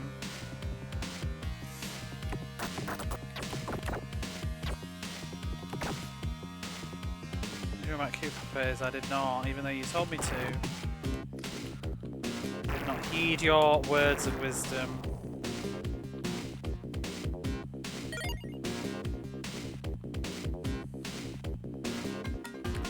Whoa! Just the melody line of this is so European. It's almost like Chris Hulsbecky, isn't it?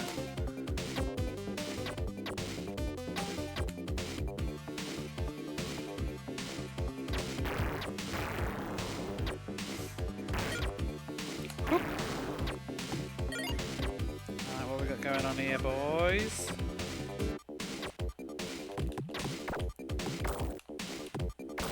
Bam! That's alright. This is a really tough bit of the game right now, so my brain is very preoccupied. So, but no, I've lived in Japan a long time, like 15 years now. This is as far, I've just like restarted the whole game over and I'm getting back to the point that I was previously at, so I'm like, don't want to fuck it up.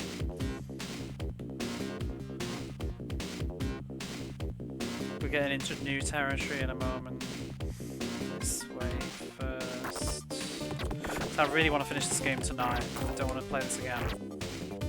I'm Wolfchilded out.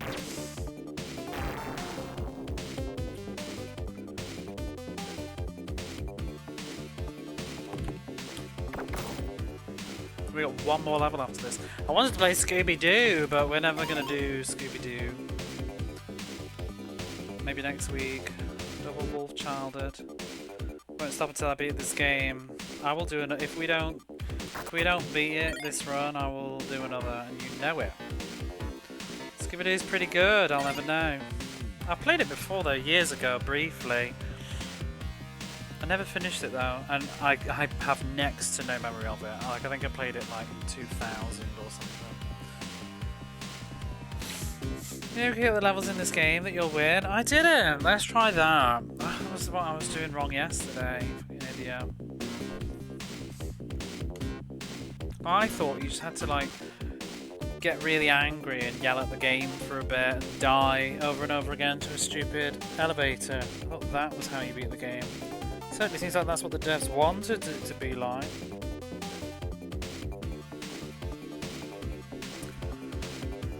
That's your method. Can you stop backseating, please?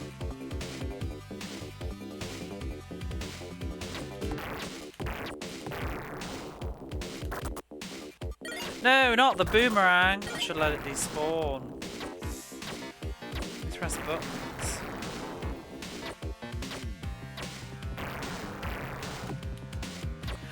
Oh, you fucking piece of garbage boomerang.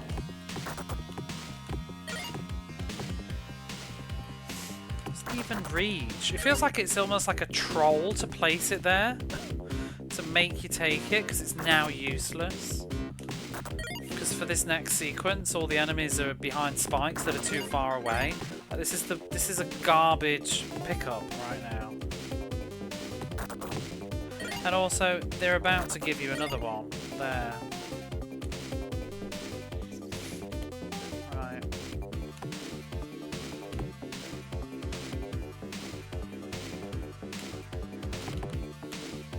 Wait, where's the enemy that's there? Oh, did the bomb get him?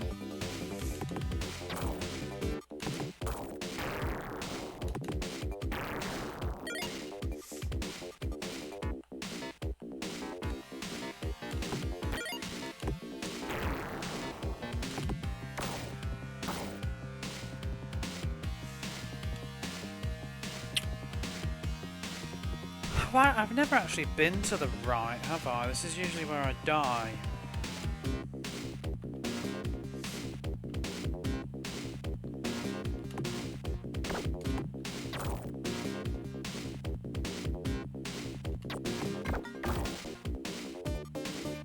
Ba-da-bum-bum-bum. Ooh. Stuck on Kanji and grammar. Kanji will do that.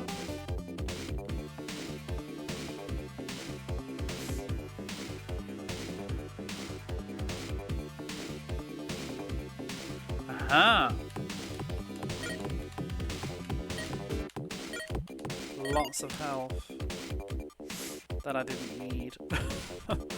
Just wasted my homing missile on it. Let's try going to the right. I can't come back out though, can I? No. We are committed. Oh. Maybe that's the right way to go.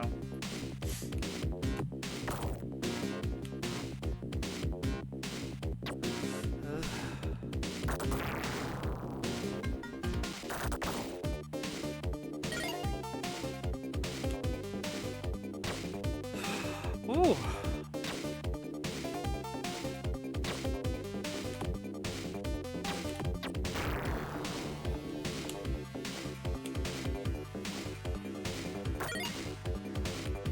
Not sure what we just... Oh, we just changed weapons. I'm gonna keep these homing boys, I like them. Go away. So the weapons don't even despawn. Oh, we're on the boss now. Let's stick with homing. What did I just pick up? Was that health? Some jams here. Wait, did that really just kill me? Oh, it's Daddy! And who's that? This isn't the end though, is it? There's one more level. Right? Or is this considered a level? What does the manual say?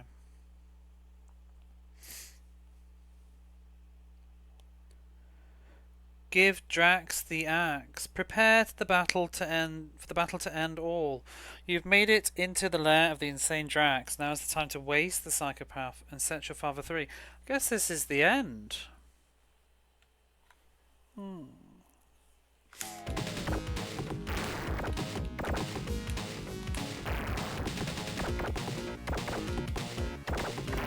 Oh, he's got my homing thing.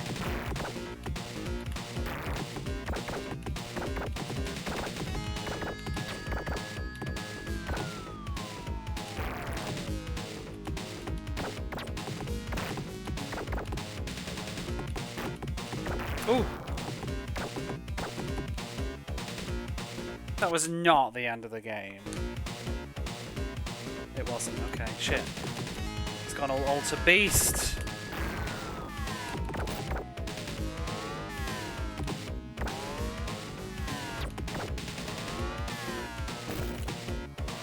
Oh, what are you doing?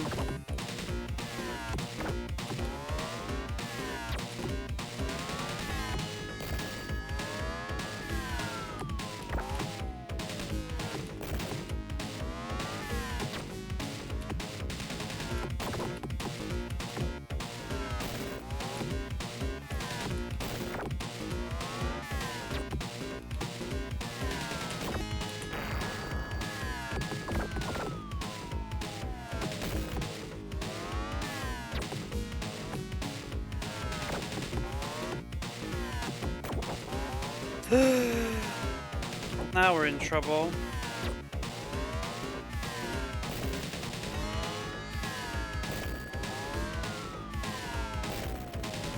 How am I supposed to fucking hit you when I can't reach anymore?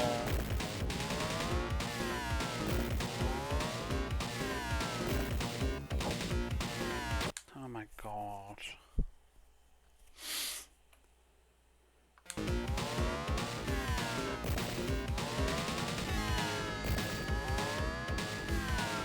Whoa!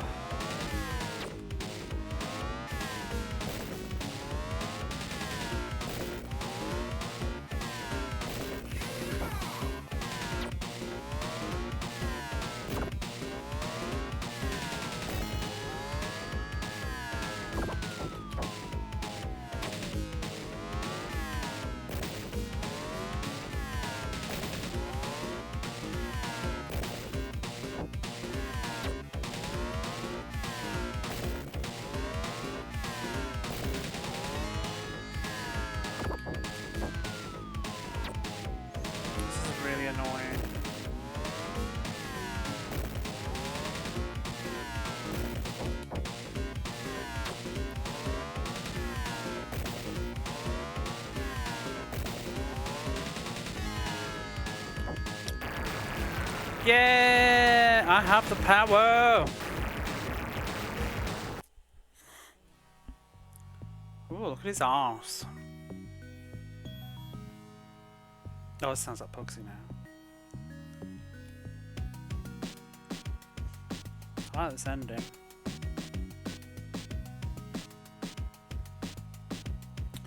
Woo woo!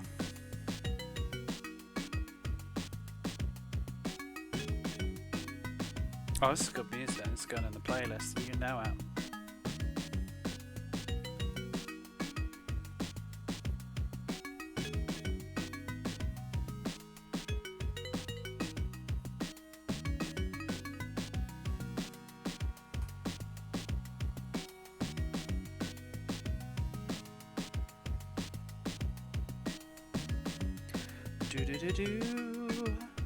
So how many deaths was that? That was like a 2-death run.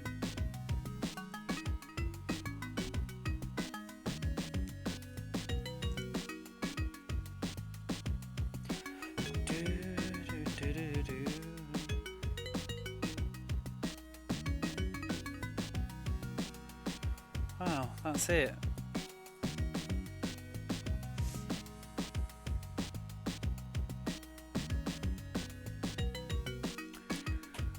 It's an awkward time of night as well. It's like almost 2 in the morning.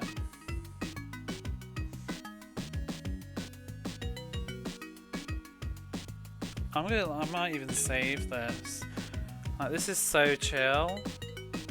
You could like totally use this as like a be right back screen or something. No, just, I mean, maybe if I press the button, but I'm just enjoying the vibe at the minute. It's a nice ending screen. It is, right? Hey Brenticus, how are you?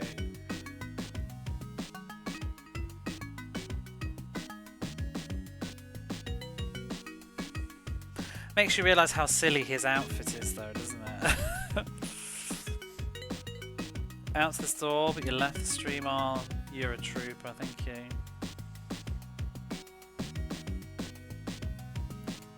It helps. That outfit is not climate appropriate. Maybe it's warm. I'm going to press the button.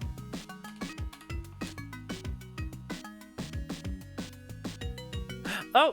Congratulations! You have reunited Saul with his father and defeated Drax and the evil Chimera organization.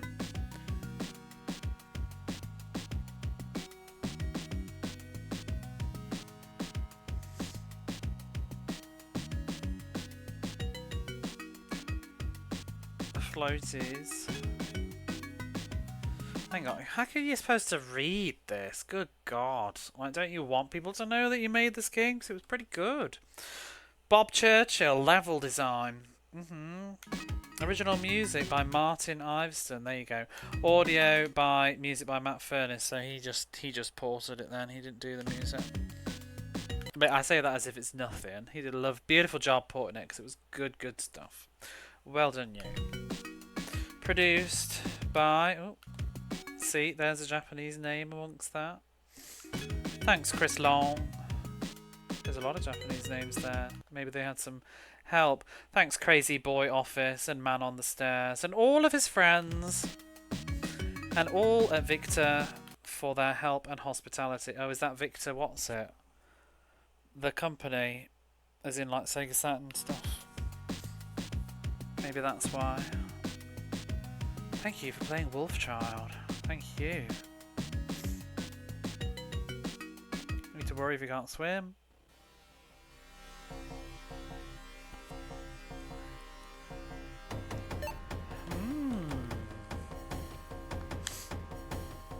That's good stuff.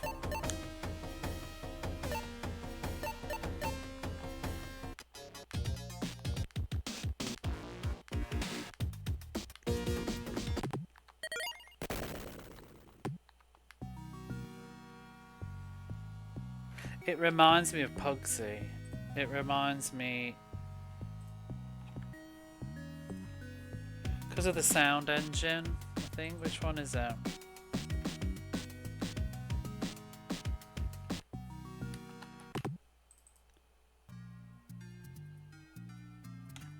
it this one? No.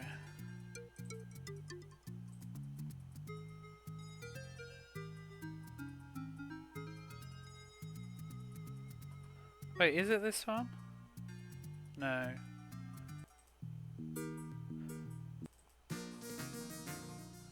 Wait, where is it? Oh, there's this one.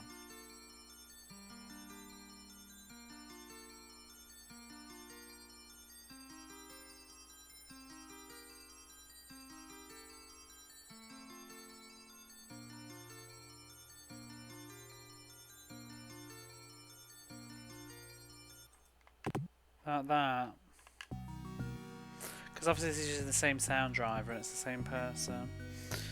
Ooh, Wolfchild, did you already finish it? Yeah, just a second ago, literally.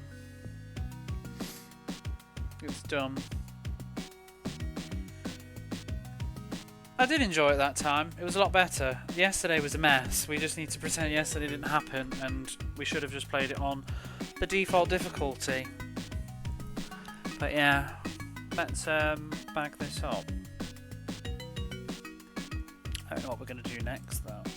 We could start Scooby-Doo, but it's a bit late. Maybe I should save Scooby-Doo. Let's go to the spreadsheet.